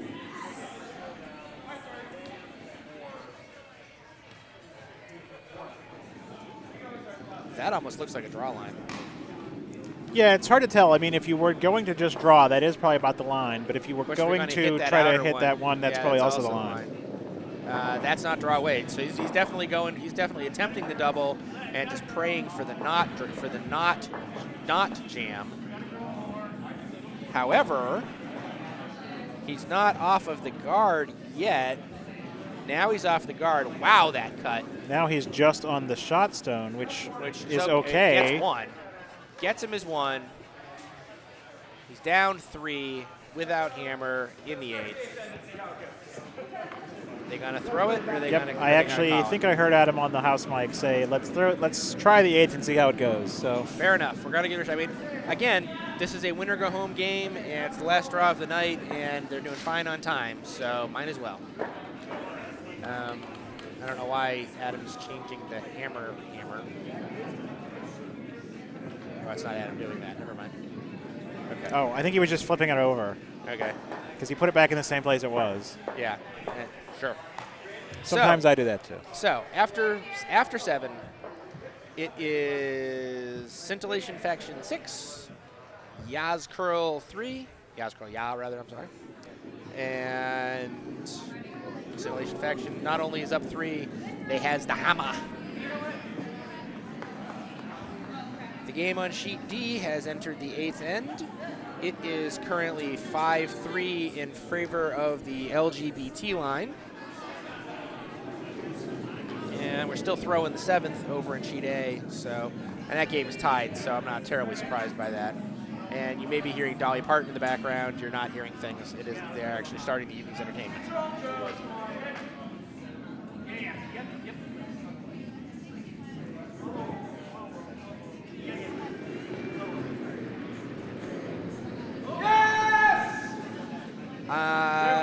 Ashley Paw's first stone comes in the house. I don't think that was a deliberate decision. Pretty sure they needed a guard. Craig Marquardt asking Andy Inglis to do the obvious decision and get rid of that, because if it ain't in play, it can't score. And all they really got to do is get rid of 6 red stones, and this game's over. Yeah, and if the stone's going to be in the house, there's no reason not to hit it. Exactly. The only reason not to hit a stone would be because you're not allowed to. Right. And they're allowed that's to. That's not a problem. They're allowed to. So it go bye-bye. And it do go bye-bye. And Yellowstone sitting up at the 12-foot. So about all... I guess all you can really do is just try to hide behind that right now. And that's not what he's trying to do. He's just trying to hit it and get rid. I guess another option is maybe freeze onto it. You wouldn't be counting, but you'd be a stone that couldn't be taken out early in the end. Concur, but that's not what they're doing. No, that's also not what they're doing. Neither one of those calls. Either hide behind it or freeze on it. Yeah. Both ways to protect your rock. Right. And they are instead playing the get rid of stones angle, which when you're down 3 and you got to steal 3, get rid of stones is about the last thing you want to do. Yeah, you need some junk to protect yourself here. You need a mess. And this is going to flash. And it's going to worse. It's going to flash through. Oish. That's a problem. So now they're down to 6 stones, and they have to get 3 points.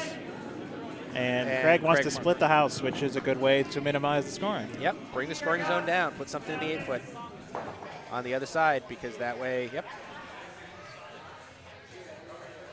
Just don't go behind the tee. Yeah, because then the freeze game begins.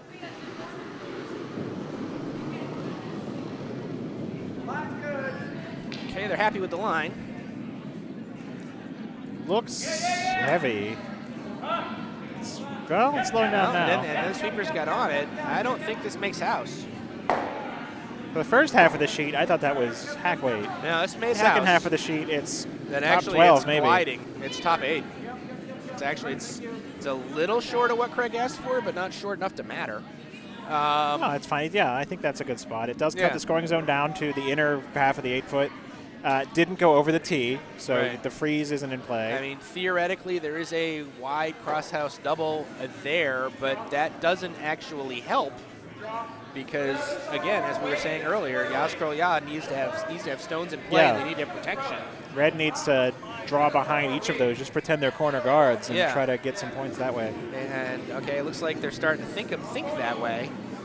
Looking for a draw behind. The tricky part being there's no way that he can draw behind and still be in front of the tee. Yeah, I would almost want to draw behind the one on the right because you can be a little bit further behind it and you're protected Still a bit play. from a little bit of a run back. Yeah. If you draw behind the one on the left, you're either way in the back and you might get out counted. I'd almost consider a top freeze on one of those right now because then it's protecting as a wall. Yeah, that's and you can tap it. You can tap out with it later. That might be what they get here. They're heading towards the top, too heavy. the left one. It's got to move it. There's got to be action. And actually, this stone's going to bounce to the inside. It's completely naked.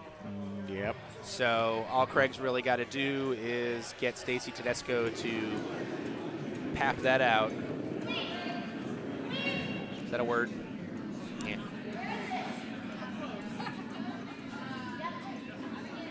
So we're throwing the 8th on sheet D. It is 5-3 in favor of the LGBT line. And we're just finishing up the 7th over on sheet A. Stacy Tedesco's stone is being swept hard in an attempt to get to the nose. She gets to the nose. Nice straight takeout. So that's now 3 stones gone from Yas Curl Yas. They've only got 5 to score 3. Yep, they need 3 out of 5. Odds are getting a little long.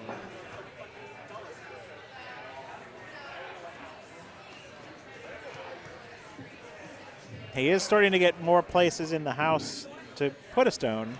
True, but he's running. He's running out of stones to put. put. It's a numbers game. Yeah. And honestly, there's not enough space left in the house that he can hide behind one of them and have it still be a hard run back. Run backs are harder than straight hits, but wow. Melvin Shaw busting a lung over there trying to make a hit go, and didn't. Well, yes, he did actually. It worked as long as he's clearing out the thing.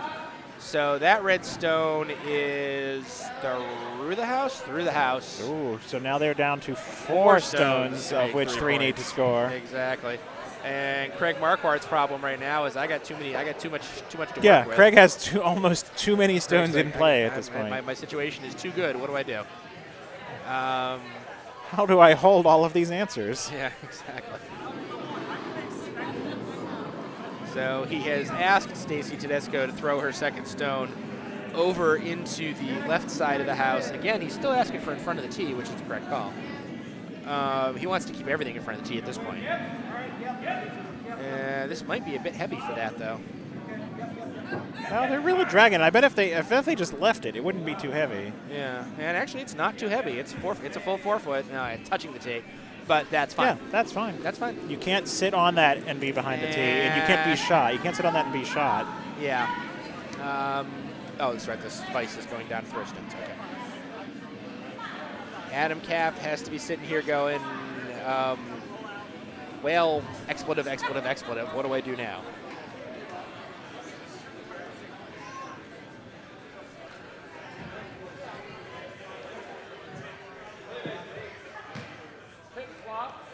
All right, so he's taking. He wants to hit the stone that Stacy just threw. I'm sorry, Judy just threw. And he wants to roll behind the yellow stone that's straddling the 8 foot, 12 foot, just right of the center line.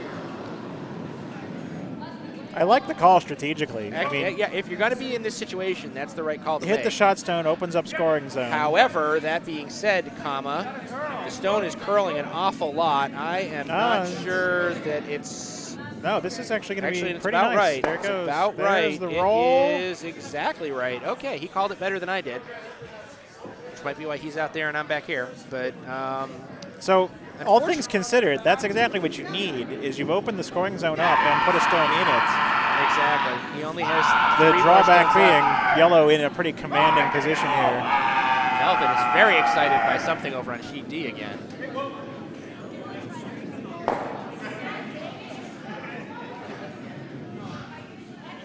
For what was ultimately just a wide open hit, I don't know that it needed that kind of line call, but maybe it did. Yeah, that seemed an awful lot of excitement for that.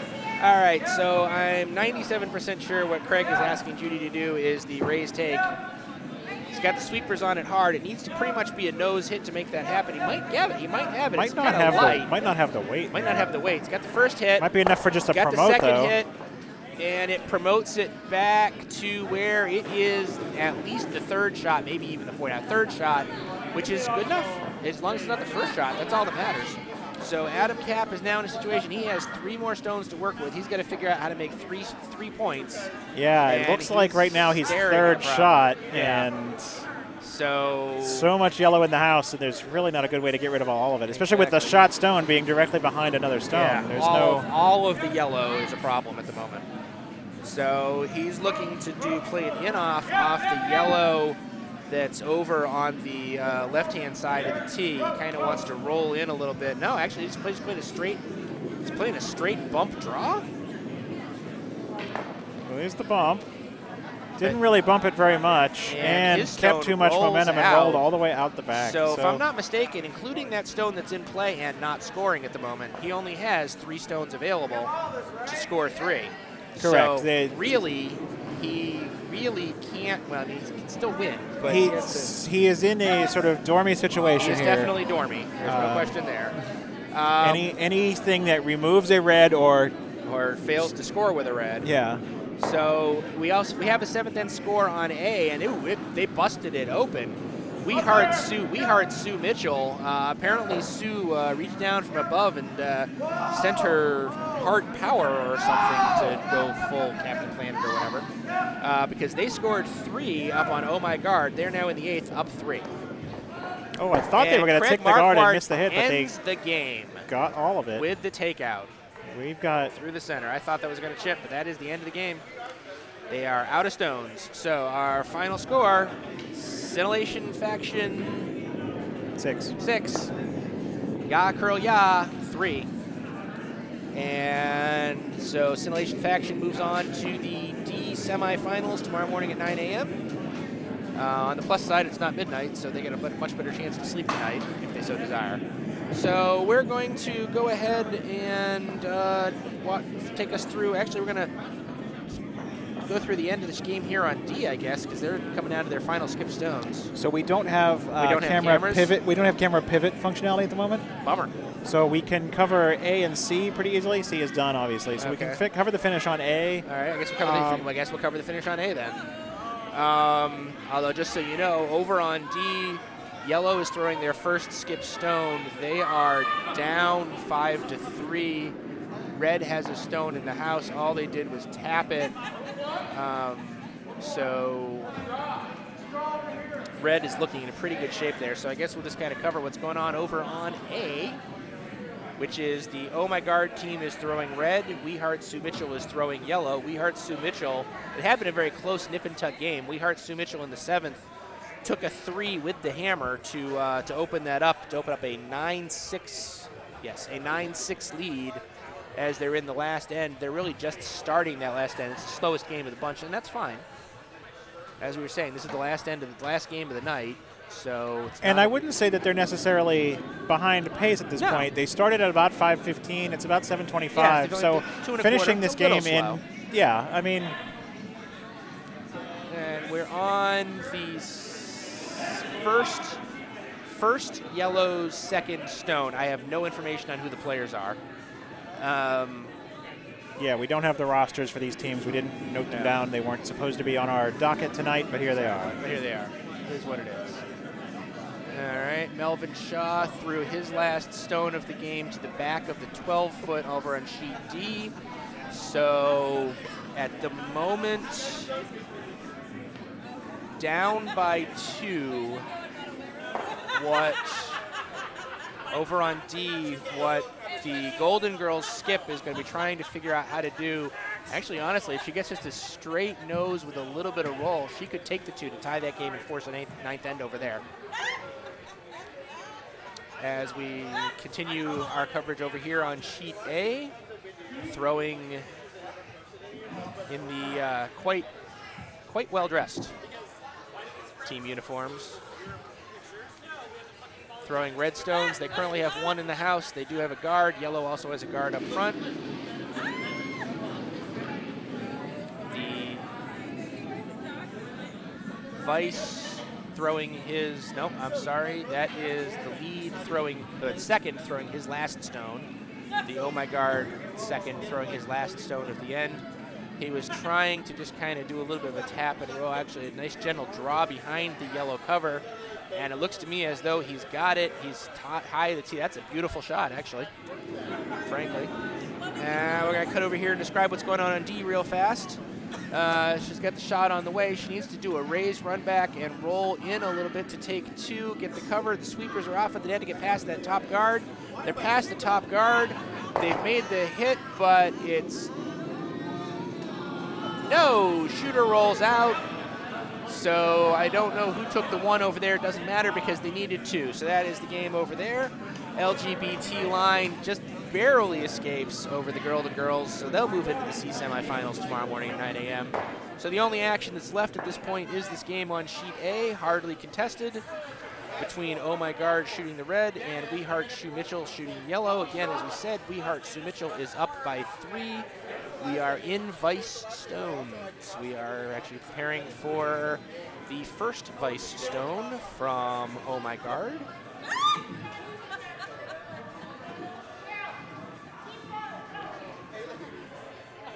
And as it stands right now, Oh My Guard is lying 1. There is a yellow stone also in the house. There is a red guard on the other side of the sheet guarding the edge of the 8-foot. And there's a red stone back in the coffin corner behind the house, but still in play. But it's close enough to the house that it could serve as a backer for a potential scoring stone later. So that stone is also still important to the game. This shot from Oh My Guard is coming a little bit deep. The We Heart Sue Mitchell skip is trying to sweep it through. They swept it deep enough that it is 3rd shot, probably. I think the yellow is out counting the second red. I believe so also. Because of the angle, it's a little bit harder to tell, but I believe that's the case. And the We Heart Sue Mitchell skip is looking to get rid of it anyhow. So he's asking his Vice to throw his first stone and remove that, which makes sense if you're protecting a lead of 3. Yeah, red down 3 here. Anything that removes a red stone is good for yellow. Exactly. So he is doing that. He's past the guard. Looks like the hit's going to happen. He doesn't even really care if the shooter rolls out. It didn't, as it turns out. Red is lying 1. and he's calling for a shot behind the red guard on the right side of the red guard in front of the right side of the house. Yep, scoring zone now at the moment, pretty much just the 8-foot circle. Yes. Almost all of it available. So the Vice's first stone is on its way. Skip is asking for a draw behind the cover over on the 8-foot on the other side. It would need to curl about 4 feet from here. There's plenty of curl in that stone. Here comes the cut. Sweepers Does are it have working the it weight? hard. That's Does it the have question. the weight? It's made the house. It's probably even made the 8-foot. Oh yeah, look at that, and it's gonna get. Don't think it's no. It's not No. buried. It's definitely only, not buried. It's only corner partially buried. covered. And actually, frankly, if he's gutsy enough, the Weehart Sue Mitchell skip could actually take both red scoring stones out here. He's definitely going for one. He's going for the one that is shot. He's going, It's fully in the 8-foot. he's going, and that's enough. He doesn't have to take both. Right. If he happens to get the second one, I'm sure he won't complain. If he gets the second one, he almost puts the game away because red only has 3 stones more left. stones, yeah. Although they do have a stone that's just up in front, so that could potentially be promoted into something too. That is true. He's got the sweepers on this awfully hard. Is that past the guard? I don't think it is. I think he's tapped the guard up top. He has tapped the guard up top. He's tapped it out of play, though, so he didn't make anything necessarily Right. any worse there. That is true. So red is line 2. Red has hammer. Correct? Yes, red has hammer. So as we're getting ready to throw, this is the last Vice stone, I believe. Yes. Skip looking like he's calling for a freeze there? Or a draw behind his own, which seems like. Well, I think he was pointing directly in front of the red stone in the top 8, and so. But I would have called maybe for like a draw around it or a tap. I might have considered a tap up, unless he wants to freeze to the one that's in the back 12 behind his red. That's also a viable That's on that option. line, but that's not where he was pointing. Okay, where he's got the broom, it looks like he's asking for a tap up, Now, a tap up I think is fine. but I don't think it's going to bend enough for that. He's past everything. He's going to tap that yellow stone in the back. It's going to be too much for a freeze, though. He's going to get some motion on it. Ooh, Not that much. Not it's a pretty it's nice. practical freeze. That's pretty nice. Those 2 on the Yeah. left are in a line, Yep. and the one on the right is under a little bit of cover. Yep. So he's sitting 3, needs Sitting 3. It's a defendable 3.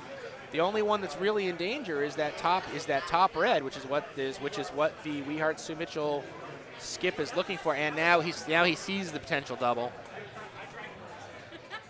He sees the potential double, so he's looking for it. And really, that's his only way out of the 3 right now. He needs to make a double at one point, because trading hits gets the Once red's sitting 3 and has. has last rock, they're going to Yeah. continue to get 3. Unless there's a double that can happen, and the straight run back doesn't do it. If anything, No, the and straight if anything, run it back, jams the yellow out in the Yeah. back and opens up the scoring zone again. exactly. For So really, about all he's got is the peel double. a freeze on the back red.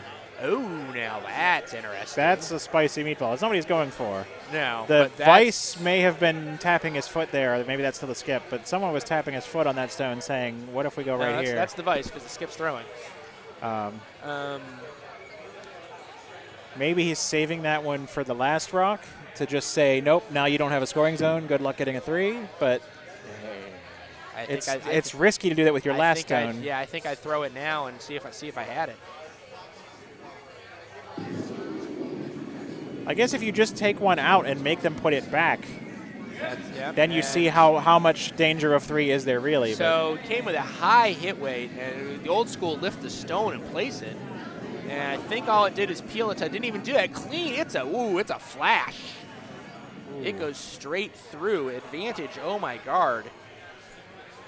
As the oh my guard skip is looking at his first stone and is trying to figure out what he wants to do. because he could be in a situation here where he could put 4 up. You know, depending Four, on what yeah, this could happens, go from trying to salvage to get to the extra end to they might have a win. Have a shot for a win, because he should be in a situation where after this stone he should be laying 4. And it's a question of can the Oh My Heart Sue Mitchell skip shake off that last stone he played and pull it off. The only question here is, do you just throw for the 4? I think you do, because if they take out the one that's the top one, then you still have a draw for 4. Right. But right now you're sitting 3, you need 3. Do you just protect the one that's unprotected to try to get a 4 on the end and make sure that they can't take away your 3? But I feel like you try to put the 4th up right now. Apply the pressure. Yeah, I think that's a better shot, because if you go for the guard and you miss, you've got nothing essentially. You're down to 2 potentially. Exactly. So putting the point in gives you more ways to escape if you mess up. Yeah, I'm just worried because where they've got their 3, there's not a lot of places to put a 4th that doesn't just open up a double. On the T line behind the yellow, just to the right. Oh yeah, no, because it can be level with the 3rd one, right? But not doubleable with the other 2. Yeah, exactly. I think that's a good spot. And that kind of looks like what they're thinking about, although it's kind of light. Are they just guarding up? That seems like a weird don't think choice. that was the call, because they're going the wrong direction to guard any of their own But stones. that's the result. And it's not even a good guard. Yeah, and I would say it's the way it was going, it was only going to guard a yellow if it guarded anything. So here.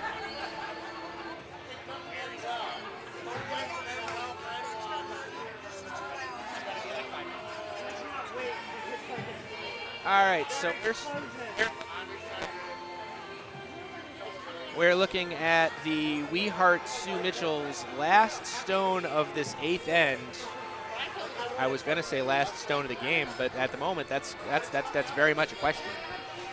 And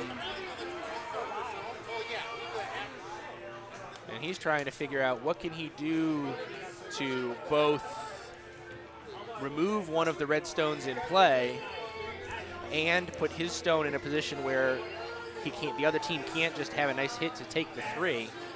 It's a tough question.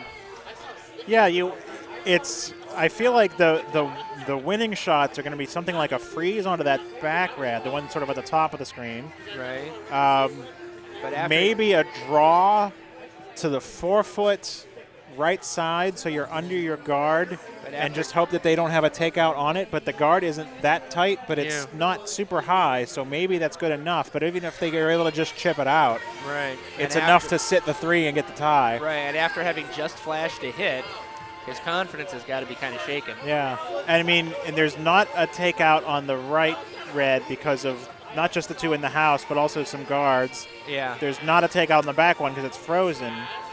And you take out the top one unless you can also then roll to near the pin or something. Yeah, then you're open for That's true. You would then have to roll 2 under the guard. Yeah. There's not a lot of ways to take out a red that doesn't give them a chance to just put it back. Right. This is now, to a certain extent, giving up 3 has you with the hammer in the 9th. So that is true. You would still have the edge in the extra. So try to take one away and maybe just make them make the shot. Right. That's never the wrong call. I mean, even if it's not the hardest shot for your opponent to try to take the tie, right, no shot is guaranteed. Exactly.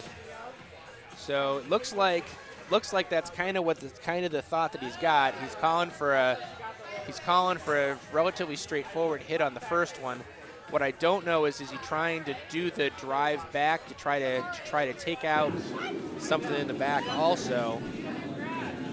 Definitely came with less weight than he came on the first one. Maybe this is just a draw in.